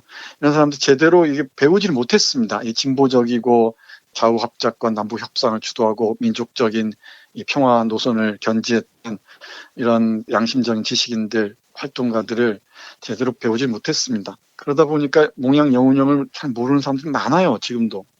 정말 그 아쉬움을 감출 수가 없습니다. 그 이유도 여러 가지 있을 텐데 영운형 선생의 딸 중에 여연구라는 분이 있죠. 이 여연구라는 분이 조선민주주의인민공화국에서 고위직에 오릅니다. 그것 때문에 여러 가지 문제가 됐던 것 같은데 이게 우리 남북 분단의 상처, 아픈 역사의 흔적이라고 얘기할 수 있겠죠. 우리 위대한 자유한국당에서 촉발한 역사 논쟁을 지켜보면서 우리 몽양 선생뿐만 아니고 약산 선생 그리고 여러 식민지 시대에 독립운동에 헌신했던 분들을 다시 한번 우리가 호명하면서 그들의 삶이 우리에게 의미하는 바가 무엇인지 그들과 우리가 이 자리에서 지금 여기에서 다시 대화를 해야 하는 이유가 무엇인지 다시 한번 정말 물었으면 좋겠습니다. 그리고 그들이 현재 의미하는 바가 무엇인지도 제대로 공부를 했으면 어떨까 싶습니다. 김광균 시인이라고 하셨죠, 교수님? 네, 그렇습니다. 저는 말이죠. 그렇게 민족지사들이 하나둘씩 그 누가 봐도 다 저기 암살인 거, 정치 공작인 거 다 알 거 아니에요. 아무리 정치 의식이 높지 않던 시대라 하더라도. 근데 김광균 시를 들으면서 좀 너무 감상적이라고 해야 될까? 아니 그걸 어떤 그런 터무니없는 이런 정치 공작 이거에 대해서 너무 맥이 없이 그걸 순응하고 받아들이는 그런 게 아닌가 좀 답답한 마음이 좀 들었습니다. 네, 그렇게 들을 수도 있을 것 같네요. 근데 그 장례식장에서 읊은 시여서 그렇게 읽을 수도 있습니다만은 그 과정에서도 많은 노력들이 있었던 걸로 알고 있고요. 진실을 밝히려는 노력들 말이죠. 네. 그런데 미국을 등에 업은 이승만 체제가 정말 혹독하게 탄압하는 국민으로 접어들면서 그리고 이른바 백색 테러라고 하죠. 백색 테러가 횡행하고 그러면서 많은 사람들이 북으로 넘어가죠. 넘어가면서 이제 남한은 그야말로 47년 후반으로 접어들면은 친일파 천국이 다시 도래하는 거죠. 그러면서 남북 분단이 고착돼 버리고 48년 8월을 경계로 해서 정말 이제 남북은 다시 만날 수 없는 길로 헤어지는 형제들처럼 각자 길을 떠납니다. 그리고 전쟁으로 폭발하죠. 그리고 지금까지 그 길을 걸어왔던 것입니다. 그 헤어졌던 두 형제가 지금 다시 만나려고 애를 쓰는 중인데 그걸 어떻게든 방해하려고 하는 세력들이 또 저렇게 몸부림치고 있는 순간입니다. 그렇기 때문에 이런 불의에 대해서 철저하게 심판하지 않으면은 자기들이 정의인 줄 알아요. 그래서 역사를 정말 똑똑히 다시 공부하고 이런 약산 선생이나 몽양 선생이 살아왔던 길을 다시 이렇게 토파볼 필요가 있습니다. 하나하나 다시 읽어가면서 우리에게 의미하는 바가 무엇인지 똑똑히 읽어내야죠. 그래야 읽어서 저들에게 그대로 전해줘야 됩니다. 알겠습니다. 정선태 교수님 오늘 말씀 잘 들었습니다. 네, 고맙습니다. 이제 금요일 방송분 함께 하시겠습니다. 오늘을 읽는 책, 문학평론가인 국민대학교 국문학과 정선태 교수와 함께합니다. 국민대학교 한국어문학부 국어국문 전공 정선태 교수님 함께하겠습니다. 교수님 안녕하십니까? 네, 안녕하세요. 시가 있는 금요일입니다. 네, 시가 있는 금요일인데요. 오늘은 비교적 오래전에 나온 백무산 시인의 인간의 시간에서 몇 편 여러분께 읽어드릴까 합니다. 네. 이 시집 택한 이유는 여러 가지가 있는데요. 이한배 기자가 노동자 얘기를 하면서 우리 한국의 교육에서 노동의식에 관한 교육이 너무 일천하다. 그런 얘기를 하셨죠. 아주 거의 그 고의적이라는 생각을 안 할 수가 없어요. 그런 거 알면은 이제 기업들이 힘들까봐. 자본가들 눈치를 봐야겠죠. 예. 저도 누차 우리 학생들하고도 얘기하고 그러는데 앞으로 우리가 살아갈 미래는 되게 노동자의 미래일 가능성이 아주 높습니다. 많은 경우. 근데 미래를 은폐하는 방식으로 노동에 대해서 전혀 학습하지도 않고 학습하지 않는 이유가 가르치지 않기 때문이겠죠. 그 교육 현실에서 자기 기만을 가장 잘 보여주는 사례가 아닌가 싶어요. 그래서 우리 노동시인의 대표적인 사람 중에 한 사람인 백무산 시인의 작품 골랐습니다. 네. 좋아하시는 분이 많을 줄 아는데 쉬운 시 언어로 쓰면서도 진짜 상상력이랄까 비유가 대단히 참신합니다. 세상의 절반인 노동자들에 대한 고민들. 절반뿐이겠습니까? 100분의 99가 아마 노동자일 겁니다. 아이, 그럼요. 네. 근데 우리는 마치 노동자는 따로 있는 것처럼 생각하는 경우가 많이 있죠. 제가 사실 제일 답답하고 열받는 게 뭐냐면은 왜 노동자가 기업인 걱정하죠? 그러게 말입니다. 참으로 이해할 수가 없어요, 진짜. 많은 노동자들이 또 자한당을 지지한 경우도 많죠. 네. 제 먼 친척 중에 한 분이 그런 경우인데 참 이해가기 어렵습니다. 네. 먹고 살기 힘든데 한나라당 지지해야지 이런 식이에요. 그러니까 그 세뇌 교육이 얼마나 뿌리 깊이 박혀 있는지 알 수가 아니, 있죠. 걔네들이 IMF를 불렀는데 경제 어려울 땐 한나라당이라니 여기 뭐 그런 말을 할 수가 있죠. 그러게 말입니다. 그게 정말 뿌리 깊습니다. 경제는 그래도 우파다. 뭐 이런 그 이상한 인식들이 우리를 아직까지도 괴롭히고 있는 것 아니, 같습니다. 외환위기를 부른 자들이 누구고 그렇잖아요. 그리고 사실은 지난번 박근혜 정권, 이명박 정권 때 보더라도 아니 그들이 부자로 만든 건 그들 자신이지 어디 노동자 서민들을 행복하게 해줬습니까? 그래 말입니다. 참 그래서 무서워요. 예. 그래서 교육이라는 게 참 무섭습니다. 예.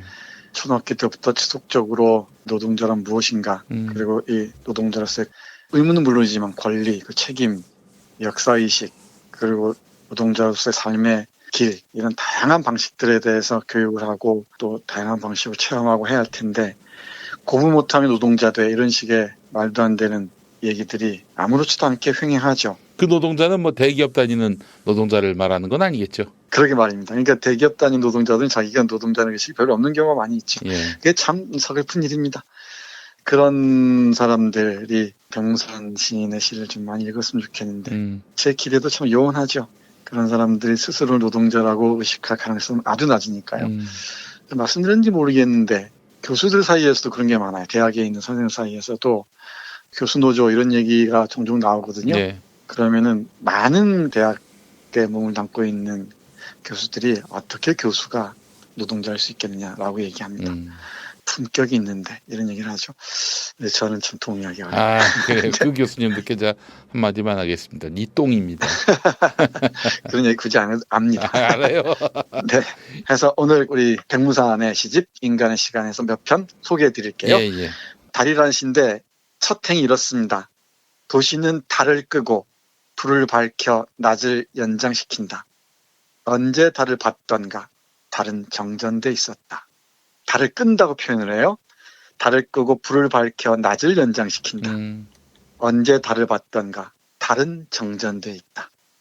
네, 달이 정전돼 있다고 얘기합니다. 그렇게 해서 읽어보겠습니다. 네. 산들이 웅성거리며 달을 밀어올리고 나는 오랫동안 캄캄한 산길에 있었다.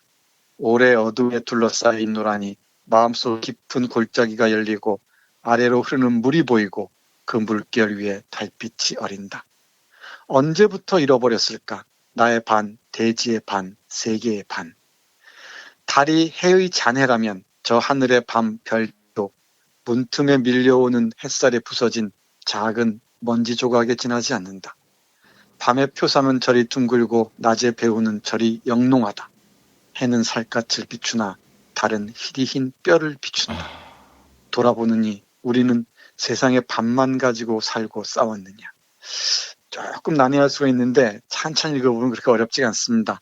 나의 반, 대지의 반, 세계의 반을 다 읽고 살았다는 것이죠. 예. 그러니까 밤에는 달을 볼 수가 없는 세계, 빛에 휩싸여서 달이 해의 잔해라면 저 하늘의 밤 별들도 문틈에 밀려오는 햇살에 부서진 작은 먼지 조각이 지나지 않을 것인데 우리는 이 반절만 보고 이 전체를 보지 못했다는 것이죠. 예. 그러면서 마지막에 이렇게 얘기합니다. 돌아보느니 우리는 세상의 반만 가지고 살고 싸웠느냐. 온전하게 세상을 보지 못했다는 것이죠. 예. 이게 뭐 우리 노동의 삶일 수도 있고 자연의 관계 속에서 보자면은 달을 잃고 별을 잃으면서도 네온 사인들이 우리 전등불이 우리를 비추는 모든 빛의 전부인 것처럼 생각하고 산다는 거죠. 우리를 지탱하는 게 이 세상에서 일하는 사람들의 힘일 텐데 그 자체를 잊고 또는 잃어버리고 겉으로 보이는 것들만 보고 살아왔다는 것이겠죠. 네, 참 잘 씁니다. 네. 좀 강렬한 언어로 어떤 선동적인 성격을 띌 때가 많이 있는데요. 예. 물론 백무산 시 중에서도 그런 게 없지 않습니다만은 대단히 서정적이면서도 깊이 있는 사유를 밀어올리는 그런 시들이 참 많습니다. 연꽃이라는 시도 그렇습니다. 이 연꽃이라는 작품 보겠습니다. 이런 시들은 천천히 몇 번씩 읽어봐야 합니다. 그래야 서서히 자신의 의미들을 우리에게 보여줄 때가 있어요. 그리고 이 시들을 보면은 여백이 많지 않습니까? 산문과 달리 이 여백은 그냥 빈칸이 많아서 편하게 읽으라고 남겨지는 게 아니고 우리가 그 여백에 끊임없이 참여해서 개입해서 채워 넣으라는 하나의 그 신호, 사인이기도 합니다.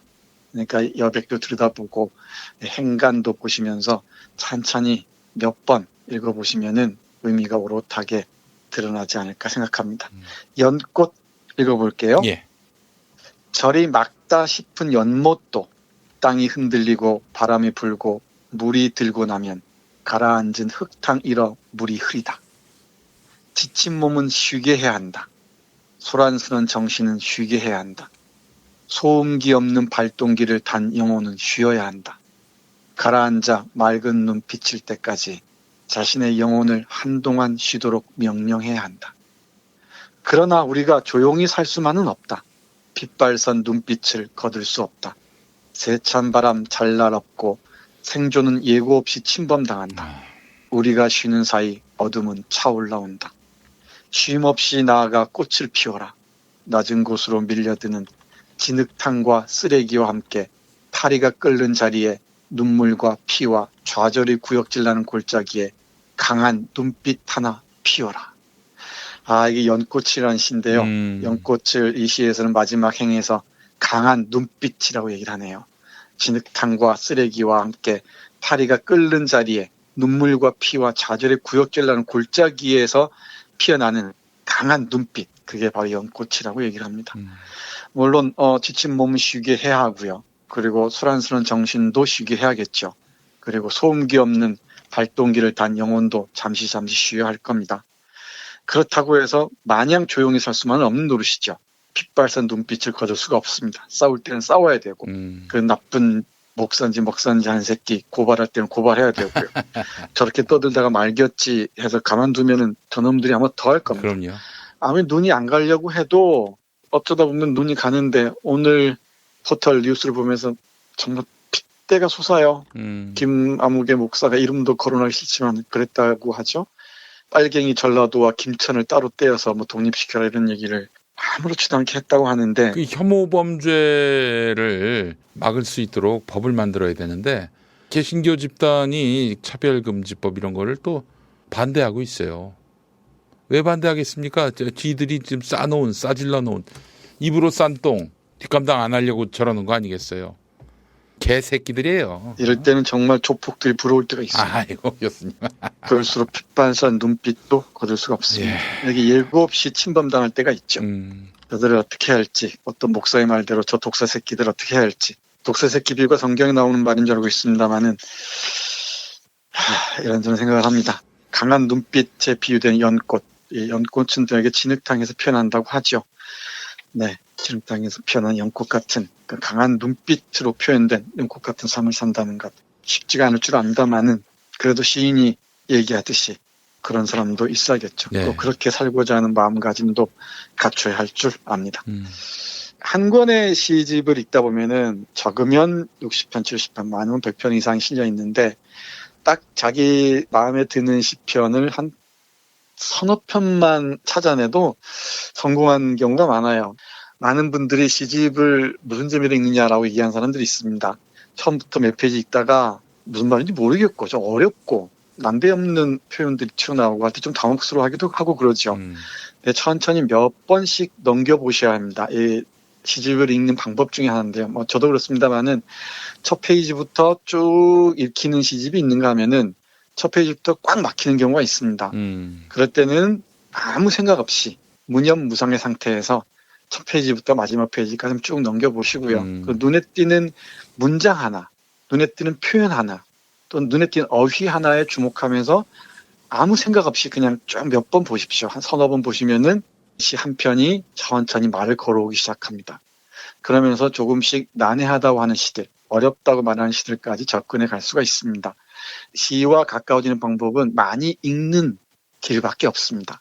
우리가 중고등학교 문학교육에서 배운 시 읽기만으로는 시집과 가까워질 수가 없어요. 제 경험에 따르자면은, 또 우리 학생들과 얘기를 나눠본 바에 따르면 많이 읽어야 합니다. 많이 읽고 또 자기식으로 표현도 해보고요.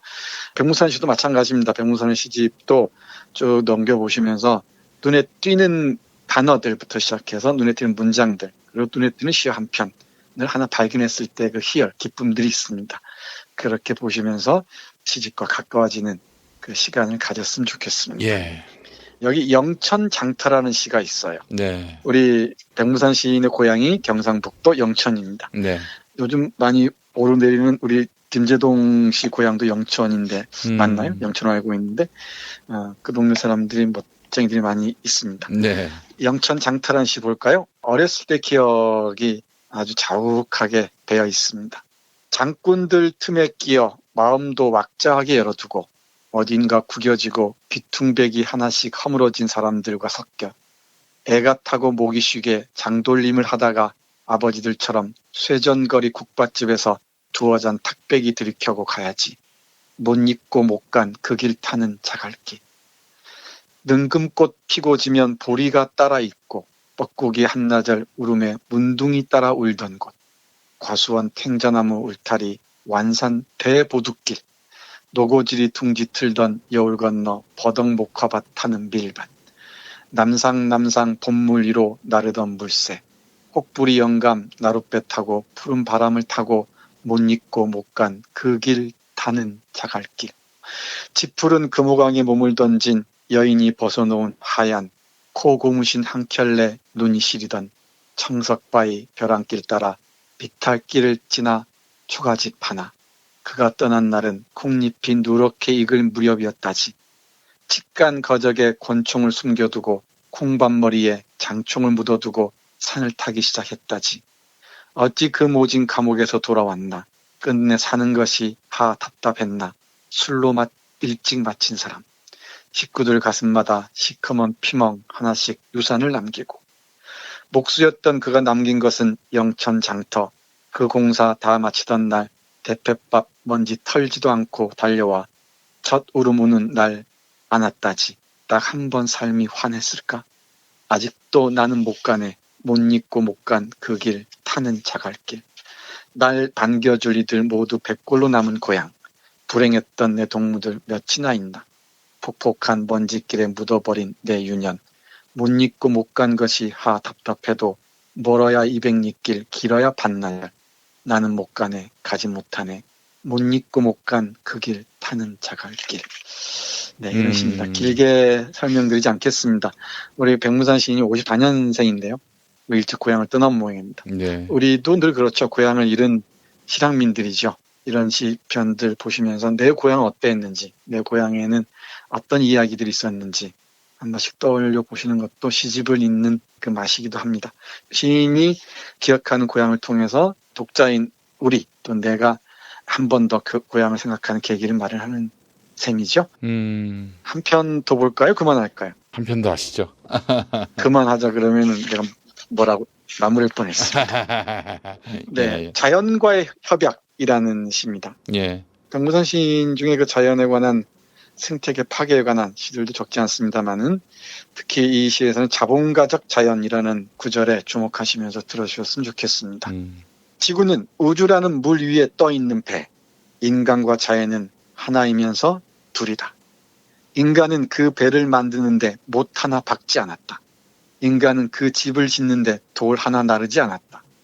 지구 위의 모든 것은 인간의 역사보다 길다. 인간은 어떠한 창조 행위도 하지 않았다. 인간은 금이 간 사과 하나 붙이지 못한다. 인간이 창조한 것은 탐욕, 착취에 먹이 샀을 뿐. 배의 밑창에서 지붕까지 먹어치울 것이다. 왜냐하면 인간은 더 이상 자연이 아니며 자연은 더 이상 인간적 자연이 아니며 오늘 자연은 자본가적 자연이기 때문이다. 지금 밑창이 뚫리고 지붕이 새고 있다. 다시 인간은 자연과 공존을 꿈꾼다지만 모든 것이 그러하듯이 공존의 전제는 대화와 공정한 나눔의 약속이다. 자연과 단체 협약이라도 맺으려는가? 어떻게 그들의 생각을 알 것인가? 몸을 풀어 나누듯이, 숨을 마시고 토하듯이, 그리고 침묵하듯이. 그러나 착추의 구조는 모든 노력을 언제나 물거품으로 만든다. 여전히 밑창이 뚫리고 지붕이 새고 있다. 네, 지구를 우주라는 물 위에 떠있는 배로 비유하면서요. 지구라는 배에 밑창이 뚫리고 지붕이 새고 있다고 합니다. 밑창이 뚫리고 지붕이 새고 있는 이 배를 수선할 길은 없어 보인다는 조금 비관적이기까지 한 시입니다. 왜냐하면 이 자본가적 자연이기 때문에 지구를 착취하는데 모든 수단과 방법을 가리지 않는 자본가들이 이 자연을 내버려 둘 리가 없다는 판단에 따른 것이겠죠. 아무리 자연과 단체 협약을 맺는다 하더라도 착취의 구조가 끝나지 않는 한 모든 노력은 물거품에 지나지 않을 것이라는 게 시인의 생각입니다. 인간은 이 지구라는 배를 만드는데 아무런 기여도 하지 못했잖아요. 맞잖아요. 지구가 네. 만들어지고 난 후에야 인류가 탄생했을 테니까. 인류가 창조한 것은 탐욕밖에 없다는 것입니다. 이 탐욕은 인간을 착취하는 건 물론이거니와 원초적으로는 기본적으로는 자연을 착취하는 것이었죠. 자연을 착취함으로써 자신의 삶터를 파괴해버리는 정말 그 미련한 짓들을 하고 있다는 것입니다. 자연과의 협약은 꼼꼼히 읽어봐야 할 시 같습니다. 네.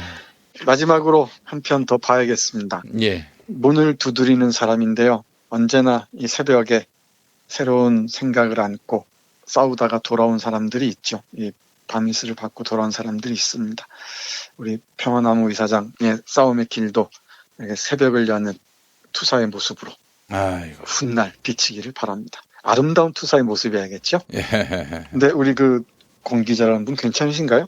오늘 저기 병원에 본인은 괜찮다고 그랬는데 우리 사무총장께서 꼭 가셔야 된다 설득을 해가지고 다녀오셨어요. 진단서를 받아왔고요. 그건 정말 참 어처구니 없는 그런 폭력인데요. 예. 내가 가서 이렇게 녹취하고 녹화하면 아무도 모를 텐데. 나는 그냥 착한 크리스천처럼 보이지 않아요? 그렇죠, 교수님. 말 잘 듣는? 근데 우리 반스 목사가 이 영안을 갖고 있기 때문에 단박에 보면 잡아낼 압니까? 겁니다. 단박에 잡아낼 거예요. 저건 사탄이라고 이렇게. 알겠습니다. 그렇습니다. 우리 평화나무 또 문 두드리는 사람 역할을 하시기 바랍니다. 중요한 문제 설정이었던 것 같습니다. 예. 문을 두드리는 사람 읽어보겠습니다. 네. 새벽 맑은 공기를 품에 가득 안고 상기된 얼굴은 촉촉이 이슬에 젖어 맑은 목소리로 문을 두드리는 사람. 밤일을 마치고 돌아오는 사람. 몸에는 아직 노동의 따뜻한 열기가, 손에는 아직 생산의 힘이 꿈틀거리고 미지근한 방바닥에 누워 눈동자에는 회색빛 하늘을 담고 맥 빠진 나른함에 시달리는 집 앞에서 쾅쾅 문을 두드리는 사람. 주저와 한숨 속에 죽사발처럼 멀건 눈을 뜨고 동요와 불신이 전염병처럼 뒤덮은 마을에 제각기 돌아 누워 수군대는 마을에 신발에 젖은 흙이 묻어있고 바지가랑이는 이슬에 다 젖은 채 성큼성큼 걸어와 문을 두드리는 사람. 그의 몸에는 따뜻한 열기가, 그의 손에는 생산의 굵은 힘줄이, 그의 옷은 오리 굵은 작업복, 그의 발에는 낡은 작업화. 해가 중천에 떴소. 그렇게 말하는 맑은 목소리. 이건 무엇에 쓸 거요? 그렇게 말하는 경쾌한 손짓. 그 문 좀 활짝 엽시다. 옷깃마다 새벽 맑은 공기 가득 품고 온 사람. 됐소. 이제 그만 나갑시다. 그렇게 굵은 목소리로 말하는 사람. 그렇게 굵은 주름을 지으며 웃고 서 있는 사람. 이른 새벽 쾅쾅 문을 두드리는 사람. 네, 문을 두드리는 사람. 이 인천 노동자의 모습을 통해서 이 세상이 문이 열리기를 바라는 소원을 담은 시로 이해하시면 좋을 듯합니다. 오늘은 백무산의 시집 1996년에 발표된 세 번째 시집 인간의 시간에서 몇 편 함께 했습니다. 예, 교수님 한 주 동안 고생하셨고요. 저희도 다음 주에 뵙도록 하겠습니다. 네, 고맙습니다. 지금까지 김용민 브리핑, 정선태 교수의 오늘을 읽는 책, 주간방송 종합편과 함께 하셨습니다. 정선태 교수의 오늘을 읽는 책은 매일 아침 업데이트되는 김용민 브리핑을 통해 가장 먼저 들으실 수 있습니다. 이상으로 종합편을 모두 마칩니다. 애청해주신 여러분 감사합니다. 김용민 브리핑과 함께한 시간 어떠셨어요? 구독하기, 별점 주기, 댓글 달기, 후원하기로 응원해주세요. 이 방송을 유튜브 김용민 TV를 통해서도 만날 수 있는 거 알고 계시죠? 그럼 다음 시간에 다시 만나요.